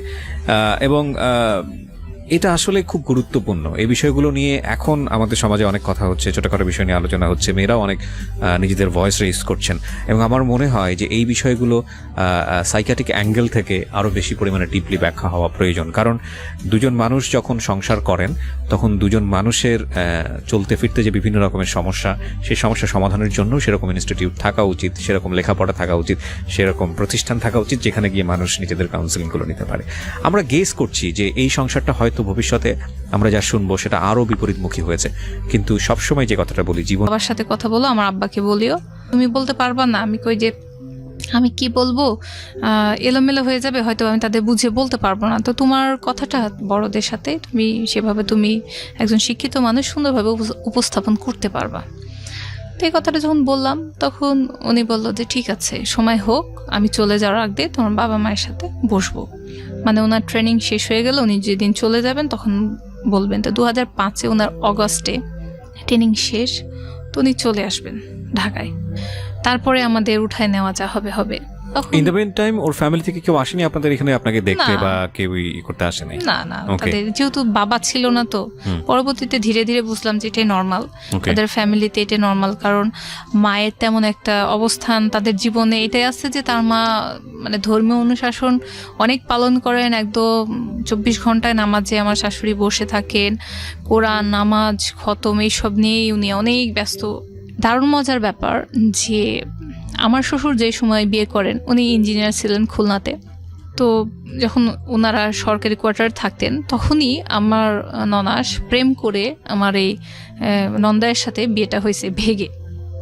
যে সময় আমার শ্বশুর বিয়ে করেছেন সে সময় আমার ননাসও বিয়ে করেছেন। তো এত কিছুর পর এখন হুজুর যা হোক হয়ে গেছেন হুজুর, ওকে ঠিক আছে, নো প্রবলেম, মানুষ চেঞ্জ হয়। তো ওনার একটু আপত্তি ছিল যে মিঠু কেন একা একাই মেয়ে দেখে বিয়েটা করলো, আমাকে জামাই হিসেবে, আমি তো বংশের হেড, আমাকে নিয়ে আসা কেন হলো না। উনি মনক্ষুণ্ণ, উনি রাগ, উনি কথা বলবেন না। আর উনি যদি আমার জামাইয়ের সাথে কথা না বলেন তাহলে আমার শাশুড়িও মানে একটু সহজভাবে আমাকে মেনে নেবেন না। তারপরে এভাবে তার ফ্যামিলি থেকে মানে একটু দলাদলি চলতেছে যে তারা আসবে কি আসবে না, নিবে কি নিবে না। তো আমার জামাই চলে যাওয়ার প্রস্তুতি চলতেছিল, মানে একটা মাস, যে শেষের মাসটা চলতে চলতে মানে সে সবকিছু গুছাচ্ছে, সে তার ক্লিনিকে কাজ করতেছে, এখান থেকে যে টাকাটা, সে আমাকে বলছে যে দেখো এখন তো তোমার কাছে বেশি আসতে পারবো না, আমি একটু ক্লিনিকে সময় দিই, কারণ এখান থেকে সার্টিফিকেট পাবো এবং বেশ কিছু টাকা পাবো, এই টাকাটা দিয়ে বাসায় নিয়ে যাবো। সে অলমোস্ট সে 1.5 লাখের মতো সব মিলিয়ে তার টাকা সে গুছাইছে। তো আমার হাজব্যান্ড বললো যে আমি কিছু টাকা ইনকাম করতেছি, তো এটা বাসায় নিয়ে যাব। আমি বললাম ঠিক আছে নিয়ে যাও, সমস্যা নেই। কিন্তু পরবর্তীতে হুট করেই জানলাম যে শেষের একটা মাসটা তো অনেক কিছু জানতে পারছি।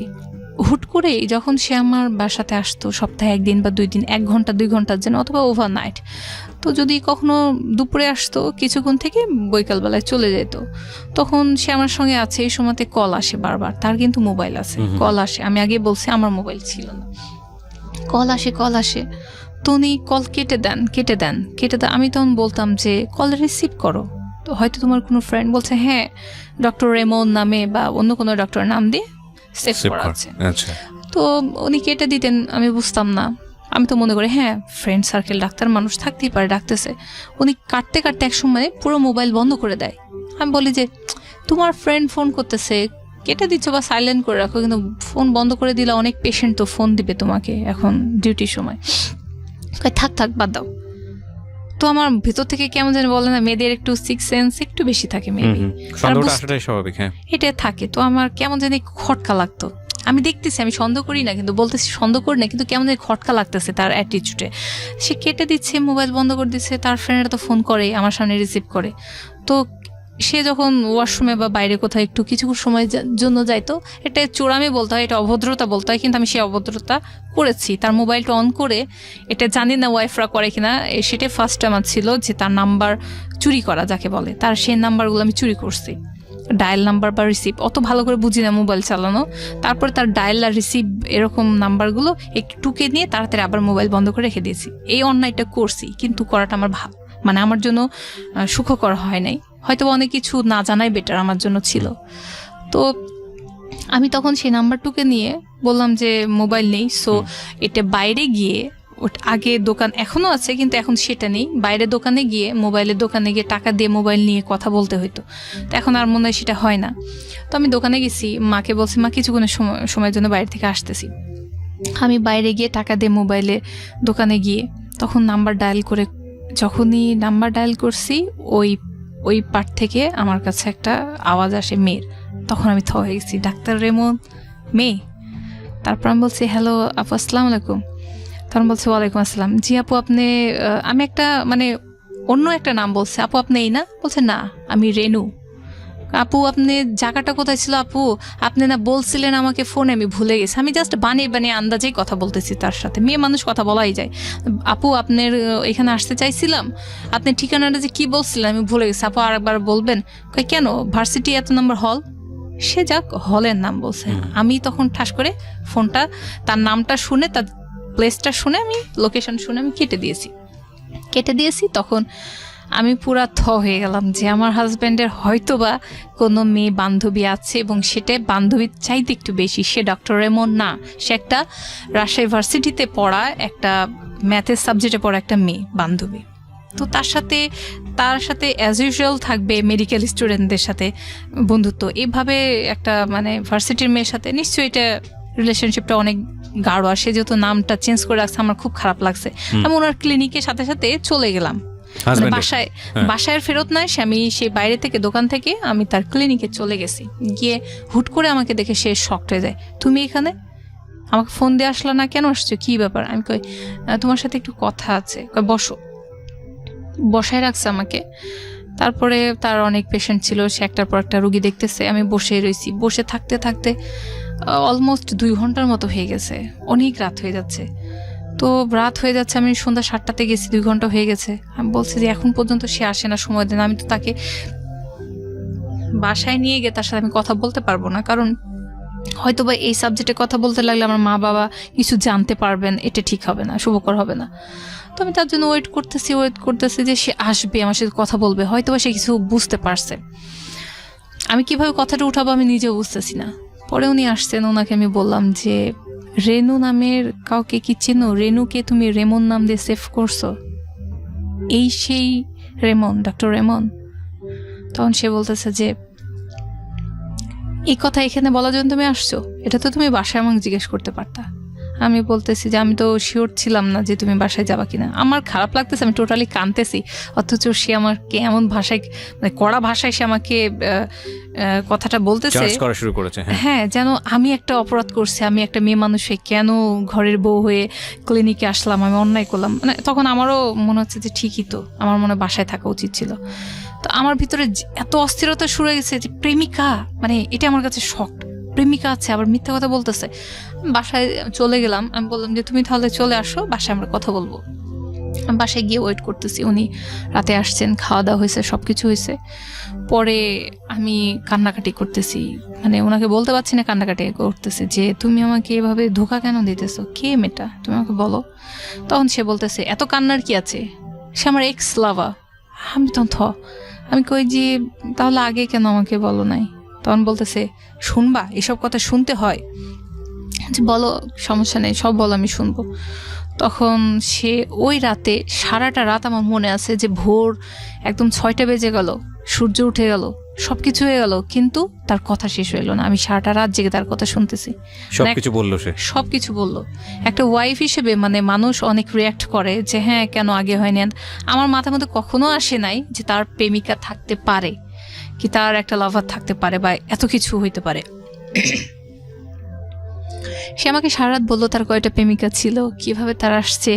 সে যখন তার চাচার বাসায় ছিল তখন প্রেমিকা ছিল, যখন সে এখানে অ্যাডমিশন নেয় তখন একটা যে ফার্স্ট গার্ল ছিলেন মেডিকেলের, ওনার সঙ্গে থাকতো, সে তার প্রেমিকা ছিল, কিন্তু মেয়েরা বিয়ে করতে রাজি হয় নাই। এভাবে সে এক নাগাড়ে অনেক কথা সে বলে গেল। আর একটা মেয়ে ছিল, নাম ছিল অ্যানি, ডাক্তার মেয়ে, সে তার জন্য পাগল ছিল, সে তাকে ভালোবাসতো না, সে আর এক মেয়েকে ভালোবাসতো, তাকে পাত্তা দিত না। এই মেয়ের সাথে তার অনেক ইন্টিমেসি এত বেশি ছিল যে অলমোস্ট হাজব্যান্ড ওয়াইফ পর্যন্ত চলে গেছিল। তো ওই মেয়েটা আবার রাজশাহীর স্থানীয় ছিল, তার বাড়ি আবার ছিল আমাদের বাসা থেকে অল্প কিছু দূরে। তো এই সব অনেক কিছু মিলে সে যখন বলতে থাকলো, তারপরে আমাকে বিয়ে করার আসল ঘটনা তার মুখ দিয়ে বের হয়ে আসলো। সে বলল যে আমি এই মেয়েটাকে, মানে তার ফার্স্ট যে ক্যাপ্টেন ছিল, মেয়েটাকে প্রেমের অফার দিয়েছিল, সে নাকচ করে দিয়েছে। পরে যে মেয়েটা আর একটা ডাক্তার মেয়ে ভালোবাসছে, সে আমার হাজব্যান্ড আবার নাকচ করে দিয়েছে, কারণ সে সুন্দরী ছিল না। কিন্তু তার সাথে অলমোস্ট হাজব্যান্ড ওয়াইফের মতো রিলেশন এমনি হয়ে গেছিল। মেয়েটা একটু বেশি ছিল যে বিয়ে করবেই, আমিও ডাক্তার তুমিও ডাক্তার, কিন্তু আমার হাজব্যান্ড সুন্দরী খুঁজতেছিল। মানে এরকম মেয়ে যতই বান্ধবী হোক, এগুলো সব হয়েছে অ্যাজ ইউজুয়াল, বাট আমরা বিয়ে করব না। তারপরে যখন তার থার্ড মানে লাভ বলতে পারেন তার লাইফে, তো ভার্সিটির এই মেয়েটা, রেনু নামের মেয়েটার সাথে তার অনেক দূর। মেয়েটার হাজব্যান্ড ছিল আমেরিকায়, মেয়েটা এখানে থাকতো, সে ঝিনাইদহের মেয়ে, তো রাজশাহী তো কেউ চেনে না। দুজন মিলে এমনভাবে ঘুরতো যেন হাজব্যান্ড ম্যারিড ছিল। হ্যাঁ, মেয়েটা ম্যারিড ছিল। আচ্ছা, আমার আরেকটা কোশ্চেন আছে, সেটা হচ্ছে মেয়েটার সঙ্গে সম্পর্ক কি আপনার বিয়ের আগে না বিয়ের পরে? বিয়ের আগে। বিয়ের আগে থেকে সম্পর্ক? হ্যাঁ, আমি এই শেষের মাসে এগুলো জানতে পারছি, একটা মাসে। তো তারপরে বিয়ের আগে থেকে তার সাথে সম্পর্ক, এই মেয়েটার সাথে তার এতটা সম্পর্ক ছিল যে আমার হাজবেন্ড তার জন্য এতটা পাগল হয়ে গেছিল, বলছিল যে তুমি তোমার হাজবেন্ড আমেরিকায় আছে, তাকে তুমি ডাইভোর্স দিয়ে তুমি আমার সাথে বিয়ে করো। সে আনম্যারিড ছেলে, ওই মুহূর্তে ওই এত বছর আগে তার এত মেন্টালিটি এমন ছিল যে সে একটা ডাইভোর্স মেয়েকেও বিয়ে করতে রাজি, মানে তার প্রেমে এতটাই পাগল ছিল। আমি পরবর্তীতে যখন শুনলাম তখন আমার মনে হচ্ছিল পায়ের নিচে কিছু নেই, কারণ আমি এটা নিতে পারছিলাম না সেই মুহূর্তে যে তার প্রেমিকা ছিল, প্রেমিকা থাকে। বিকজ অফ আপনার পাস্ট, বিকজ আপনি যেভাবে বড় হয়েছেন সেই জায়গাটা থেকে এটা নেওয়াটা খুব অস্বাভাবিক ছিল। দিস ইজ দ্য থিং, প্রিয় শ্রোতা, কজ আমরা যে বিষয়টা নিয়ে কথা বলছি, this is absolutely more than drama, television নাটক কিংবা সিরিয়াল, উপন্যাস, সব কিছুর চেয়ে এগুলো বড়। এবং বড় এই কারণেই যে এই ডিলেমাগুলো আমাদের সংসার জীবনের যে ডিলেমাগুলো, বা আমাদের যে বড় হয়ে ওঠা, বা আমাদের দুটো ছেলে মেয়ে যখন দুজন কাছাকাছি থেকে একটা একই সাথে একই রাস্তায় হাঁটা শুরু করে, দুই রাস্তা থেকে এসে এই দুই রাস্তার যে ব্যবধান, সেই ব্যবধান একটা রাস্তায় মিলিত হওয়ার পরে যে সংঘর্ষটা তৈরি হয়, সেগুলো নিয়ে আমাদের সমাজে খুব একটা লেখালেখি, খুব একটা পত্রপত্রিকা, খুব একটা মিডিয়া কিংবা খুব একটা গণমাধ্যমে আসে না। এবং যে কারণেই আমাদের এন্টারটেনমেন্টের জায়গাটা খুব বেশি বলা যেতে পারে একেবারেই এক ধরনের সীমারেখার মধ্যে তারা থাকে। এবং যেই রিয়েল লাইফ ড্রামাগুলো বা রিয়েল লাইফ যে ঘটনাগুলো আসে, সেগুলো আসলে সামনে নিয়ে আসলে কেউই বলতে চায় না, বা আমরা বলতে পছন্দ করি না, বা প্রয়োজন মনে করি না। তো সেই জায়গাটা থেকে আমাদের এই জীবন গল্প অনুষ্ঠানের প্ল্যাটফর্মটা একদম ফুললি ডিফারেন্ট, কজ আমরা যেগুলো আসলে আপনাদের সামনে তুলে ধরি সেটা আপনারই জীবনে ঘটে যাওয়া কিংবা আপনার পাশের বাড়ির মানুষের জীবনে ঘটে যাওয়া, এবং এগুলো গণমাধ্যমে প্রচার হয়, সেই জায়গাটা থেকে বিশ্বাস করাটা খুব ডিফিকাল্ট, কিন্তু নিজের জীবনে হয় সেটা বিশ্বাসযোগ্য। ঠিক আছে, so it's a one kind of challenge for us actually. যাই হোক, ওই জায়গাটা এবার নাই বা গেলাম। আমরা খুবই কৃতজ্ঞ যে মানুষ এসে এই কথাগুলো বলছে, এবং আমরা বিশ্বাস করতে চাই যখন আমরা এই ধরনের ফিডব্যাক পাই। আপনারা নিজেরাও আমাদের ইউটিউব চ্যানেলে গেলে কমেন্ট সেকশনে গিয়ে দেখবেন যে অনেক ছেলেমেয়েরাই লিখে যে এই গল্পগুলো শুনে আমাদের নিজের জীবনটা আমরা পাল্টে ফেলেছি। এবং এরকম কমেন্টসও আমি পাই, আমার খুব ভালো লাগে পড়তে, যে আমার আজকের এই জীবন গল্পটা শুনে এরকম একজন লিখেছে যে আমার দুটো হাত ছিল না কিংবা আমার দুটো পা ছিল না, আমি ভুলে গেছি আমার দুটো হাত না থাকার কষ্ট, দুটো পা না থাকার কষ্ট। এটা আমাদের অনেক বড় অর্জন। জি, আপনি যেটা বলছিলেন সেটা আপনার জন্য খুব স্বাভাবিক, কারণ আপনি ওই পরিবেশে বড় হননি, আর তার জন্য এটা খুব স্বাভাবিক, কারণ হয়তো সেই এরকম একটা পরিবেশে বড় হয়েছে। কিন্তু দুজন মিলিয়ে এখন সামনের দিকে কি ঘটনা ঘটেছে সেটাই আমাদের জানার বিষয়। বলুন, তারপর কি হলো? তারপর সে বলতে থাকলো, আমি নিতে থাকলাম কথাগুলো। নেওয়ার পরে মানে আমার তো কিছু ছিল না যে আমি বলবো, কিন্তু সে বলল, সেগুলো আমি নিতে পারছিলাম না, তবু নিতে হবে, কারণ হাজবেন্ড। প্রশ্ন ছিল যে আপনাকে সে কেন বিয়ে করেছে, সেটা তো সে বলল। হ্যাঁ, আমার প্রশ্ন এটাই ছিল। তখন সে আসল কথাটাতে আসলো যে তোমার হচ্ছে, ও সেই মেয়ের সাথে তোমার বিয়ে হয়েছে, বাহ ভালো তো, সুন্দর তো, তোমাদের দুজনকে মানাইছে। তো উনি এই কথা বলে চলে গেছেন। তো আমি ওনাকে পরবর্তীতে বাসায় এসে আমার মাথার মধ্যে একটা কথাই ঘুরতেছে, উনি বুঝতে পারছেন, উনি বুঝতে পারছেন যে আমার এই কথাটা খটকা লাগছে, মানে আমি এতটা বোকা না যে এটা প্রশ্নটা রিটার্ন তাকে করব না। উনি একটু উসকুস করলেন বাইরে, পরে বাসায় এসে আমি তাকে আস্তে করে জিজ্ঞাসা করলাম, উনি আমাকে তো আগে কখনো দেখেন নাই, বিয়ের আগে আমি তোমার সাথে কখনো ঘুরি নাই, কোন মেয়েকে বললো বুঝলাম না, তোমার কি কোনো ফ্রেন্ড, কোনো মানে তোমার মেডিকেল স্টুডেন্ট এরকম কেউ হবে?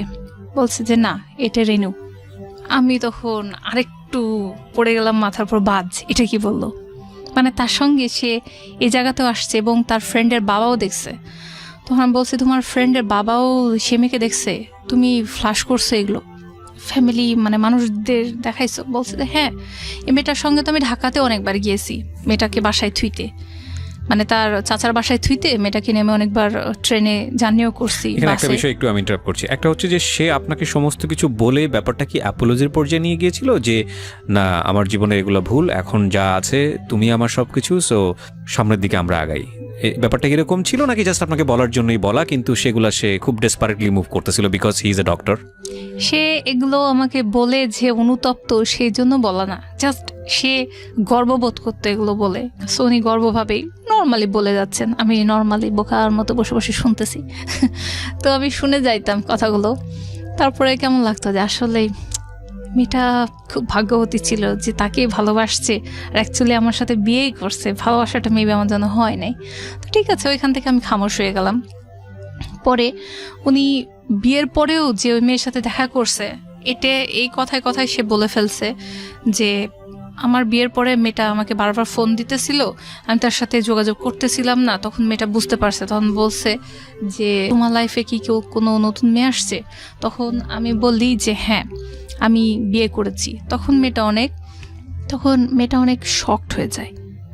তখন আমার নাকি ছবি দেখাইছে, এক কপি ছবি দেখাইছে, দেখে বলছে এটা আমার ওয়াইফ। তখন সে মেয়েটা নাকি অনেক কান্না করেছে, তার সাথে দেখা করতে এসে অনেক কান্না করে পরে মেয়েটা চলে গেছে। এরপর থেকে নাকি মেয়েটা নিজে থেকে যোগাযোগ করতো না, বাট আই ডোন্ট নো সে যোগাযোগ করে কি করে না, কিন্তু বিয়ের পরে তারা যে দেখা করছে এটা আমার কাছে খুব অবাক লাগছে। আর একবার সে মানে বিয়ের কিছুদিন পরে যখন রোজা ছিল, তখন আমার হাজব্যান্ড আমার কাছে অনুমতি চাচ্ছে যে আমি ভার্সিটিতে কিছু ফ্রেন্ড সার্কেলের সাথে রোজার ইফতারি করতে যাব, তুমি কি অ্যালাউ করতেছো? আমি বলছি যে হ্যাঁ, যাবা না কেন। আমি জানি নাই যে ভার্সিটিতে ইফতারি করতে মেয়েটার সঙ্গে গেছে বিয়ের পরেও। যাই হোক, সেও বিয়ের পরেও রিলেশনশিপটা মেনটেন করে চলে গেছে। তো আমার কাছে মনে হয়েছে এটা বোধহয় নর্মাল, ডাক্তার মানুষ করছে করুক, আমার কাছে এটাই মনে হয়েছে নর্মাল, ডাক্তার ঠিক আছে। উনি যখন এরকম করলেন, শেষে যখন সবাই ফেয়ারওয়েল দিতে চাইলো, ফেয়ারওয়েল দেওয়ার পরে আমাকে নিয়ে যাওয়া হলো, আমাকে বললো, নিয়ে যাওয়া হয়নি, আমাকে বলছে যে তুমি অমুক রেস্টুরেন্টে চাইনিজে চলে আসবা। আমি গেলাম, রেডি হয়ে গেলাম, তার সমস্ত বন্ধুরা আসছে, বান্ধবীরা আসছে, সবাই বসে আছে, খাবার দেওয়া হয়েছে, সার্ভ হয়েছে। আমার হাজব্যান্ড যে একটা, আপনারা সাধারণত দেখেন যে একটা হাজব্যান্ড সবসময় তার ওয়াইফকে ফার্স্ট টাইম যখন তার ফ্রেন্ড সার্কেলের সাথে পরিচয় করে দেয়, ইন্টারাকশনটা এমনভাবে হয় যে she is my wife and she is খেয়ালি, কি সে এটা করে সেটা করে, এটা বলে। উনি এমন কিছুই বলেননি, বলছে আসো বসো এখানে। ওনারা জিজ্ঞেস করছে এটা ভাবির সাথে পরিচয় করায় দে, হ্যাঁ হ্যাঁ এটা তোদের ভাবি। বাস হয়ে গেল। তারা আমাকে ফুল দিল, আমার হাতে অনেকগুলো ফুলের তোড়া ছিল। তারপরে সেখানে যখন খাওয়া দাওয়া শুরু করা হলো, আমাকে বসানো হয়েছিল মেয়েদের সাইডে, আর তারা বসছিল ছেলেদের সাইডে। খাবার যখন সবার প্লেটে দেওয়া হচ্ছিল, আমি একটু এমন যে মানে হুট করে কোনো খাবার নিজের পাতে তুলে নিতে পারি না, মানে কেমন হেজিটেশন আসে ভেতর থেকে, যদি কেউ তুলে দেয় তাহলে নেওয়ার সাহস করি। আমি একটু বসে আছি, ভাত প্লেটে ওরা সার্ভ করে গেছে, তো ছেলেগুলা মেয়েদেরকে খাবার তুলে দিচ্ছে। তারপরে আমি দেখলাম যে আমার হাজবেন্ড তার যে রাজশাহীতে এসেই যে তার ফার্স্ট মানে গার্ল ছিল, তার ক্লাসমেট, তাকে ভালোবাসতো, কিন্তু সে তাকে রিফিউজ করে দিয়েছে যে না তোমাকে ভালোবাসবো না। সেই মেয়েটার প্লেটে সে খাবার সুন্দর আমার সামনে বসে বসে উঠাই দিচ্ছে। তো আমার মনে হচ্ছে যে এটা মনে হয় নর্মাল, কারণ বান্ধবী দিচ্ছে, খাওয়াচ্ছে। কিন্তু আমার কাছে মনে হলো আমি মনে তুলে দিতে হয় না। আমি জানি না, আমি মন্তব্যটা করতে বাধ্য হচ্ছি। আমি সবসময় বলি যে জীবন গল্পের একটা মারাত্মক সীমাবদ্ধতা হচ্ছে it's a one sided story. এখানে যিনি এসে বলেন তিনি তার গল্পটাই বলেন, আপনি যদি বিশ্বাস করতে চান তাকে বিশ্বাস করতে হবে অন্ধের মতো। সো বলার জায়গা থেকে হয়তো বা ওনার হাজব্যান্ড এখানে যদি উপস্থিত থাকতেন সেই সময়ে, যার সম্পর্কে বলছেন, তিনিও হয়তো বলতে পারতেন বিষয়টা কীরকম ঘটেছে। তবে আজকে যিনি বলছেন খেয়ালি, তাকে যদি আপনার বিশ্বাস করতেই হয়, সমস্ত কিছু বিশ্বাস করে আপনার এতটুকু বলতে হবে যে আপনার হাজব্যান্ড অনেক লাকি হাজব্যান্ড। অফকোর্স ওই গল্পটা পর্যন্ত যে ওয়াইফকে এত বড় একটা গল্প বলার পরে ওয়াইফের প্লেটে খাবার তুলে না দিয়ে সে তার এক্স গার্লফ্রেন্ডের প্লেটে খাবার তুলে দিচ্ছে, এটা আসলে হিন্দি সিরিয়ালকেও হার মানিয়েছে, যেখানে মেকআপ পরে ঘুমানো হয় সেটাকেও হার মানিয়েছে, দিস কাইন্ড অফ স্টোরি। ওকে, বলুন। তারপর সে তাকে খাওয়াচ্ছে, আমিও খেলাম। যখন খাওয়া দাওয়া শেষ, আমরা যখন বাসায় ফিরতেছি, তখন রিক্সার মধ্যে উনিও পাশে বসা ছিলেন, আমিও পাশে বসা ছিলেন। আমি জানি না, আমার ভেতরও একটা ফ্রাস্ট্রেশন কাজ করলো, মানে ঠিক রাগ হইলো। রাগ হওয়ার পরে মানে সে আমার সাথে টোটালি কোনো কথা বলতেছে না, আমিও তার সাথে বলতেছি না, নীরব একটা রাগ। ঠিক আছে, আমি চাচ্ছি যে সে আমার সাথে একটু মুখ ফুটে কথাটা বলুক, আর বলুক যে সরি, ভুল হয়ে গেছে, আমি এই মেয়ের প্লেটে খাবার তুলে দিচ্ছি, বা তোমাকে টাইম দিলাম না, বা এটা কিছু, আমি এরকম একটা এক্সপেকটেশন করতেছি। সে সরি বলুক, অ্যাটলিস্ট সরিটা বলুক, আর কিছু না। সে পুরোই মুখের মধ্যে যেমন সেলাই করা থাকে ঠিক তেমনভাবে বসে রয়েছে। আমি হাত থেকে সেই মুহূর্তে তার অ্যাটেনশন নেওয়ার জন্য জাস্ট হাত থেকে ফুলের তোড়াগুলো ছুঁড়ে রাস্তায় ফেলে দিলাম, রিক্সায় চলমান অবস্থায়। মানে একটা মানুষ তো রিয়াকশন করে, এই এটা করছো কেন? আমি চাচ্ছিলাম সে এটা বলুক, সে সেটাও বলে নাই। তুমি আমাকে ইনসাল্ট করছো এখানে ডেকে নিয়ে একটা ওয়াইফ হিসেবে। আমি এত বোকা গ্রাম থেকে উঠে আসি নাই যে তুমি আমার সাথে এরকম অ্যাটিটিউড করলা। এটা আমি বোঝানোর জন্য জাস্ট ছুঁড়ে ফেলে দিলাম ফুলগুলো, আমি কিচ্ছু বললাম না, সে আমাকে জিজ্ঞাসা করলো না। But he has no reaction. একটা জিনিস আমরা বুঝতে পেরেছি খেয়ালি, সেটা হচ্ছে যে ডে ওয়ান একদম প্রথম দিন থেকেই আপনাকে সে আপনার কথা যদি সত্যি হয়ে থাকে ভ্যালুলেস মনে করেছে তার লাইফে, এবং সে আপনাকে মান সম্মানের দিক থেকেও কোনো প্রকার তার প্রেস্টিজের জায়গাতে নেওয়ার জায়গাটাও মনে করেনি। মানে সে মনে করেছে যে আপনি তার, সহজ বাংলায় যদি বলি, আপনি তার যোগ্য নন, এবং সেই যোগ্য না হওয়ার জন্য সে সমস্ত জায়গায় আপনাকে যেভাবে মানে অপমান ঠিক বলবো না, মানে হিউমিলেট। এক্স্যাক্টলি, সো এটা করেছে। তো আপনার জায়গা থেকেও তো এটা অনেক আগেই বুঝে যাওয়া উচিত ছিল। সো আপনি কি ওই গল্পটা বলার পরে বা এরকম ঘটনা ঘটার পরে আপনি তাকে এই প্রশ্নটা করেছিলেন যে আমাদের ফিউচারটা কি হবে, বা তুমি তো আমাকে ইজি নিতে পারছো না, বা ওই মোমেন্টে নাকি সাহস করেননি? আসলে কিছুই কি তাকে বলেন নাই আপনি, নাকি বলছেন গো অন, দেখি সামনে কি হয়? সবসময় বললাম যে একটা আমাদের ফ্যামিলিতে এরকম ছিল, বিয়ে হয়েছে মানে একটা মেয়ের বিয়ে হয়েছে। আমার মা এখনো বলে যে তখনই একটা মেয়ে ঘর থেকে বের হবে যখন তার লাশ বের হবে। এটা কথার কথা। একটা মেয়ের নাকি একবারই বিয়ে হয়, একবারই স্বামী হয়, আর একবারই তার মৃত্যু হয়। যদি ধর্মকর্মই মানেন, আমি হ্যাঁ। মাফ করবেন আমি কথা বলার সাহস রাখছি, যদি ধর্মকর্মই মানেন তাহলে ধর্মের কোথাও তো ধরনের কথা বলা হয়নি। এটাই আমার আরো আসবো, মানে আমি আজ এখানে আসছি এই কথাটাই বলার জন্য। আমি আরো ডিটেলস আসি, এখনো শুরু হয় নাই। এখন তো শুধু আমার বিয়ে পর্যন্ত আগাইছে, এখনো আমার বাচ্চা হয় নাই, বা এখন আমার লাইফ আগায়নি। আমি বলতেছি সব বুঝবে। জি প্লিজ। হ্যাঁ, তো এই হলো ঘটনা, বাস চলে আসলাম বাসায়। তখন আর সে আমার সাথে কোনো কথাই বলে না। আমি কাঁদতেছি, সে আমার কান্না, আমার এমন এখন হাসি পায় যে আমি এত একটা বোকা বউ ছিলাম। আমার যে লাইফের এতগুলো বছর কত কান্না করে বিছনার বালিশের জায়গাটা ভিজাইছি, আমি এত বোকা কেন ছিলাম।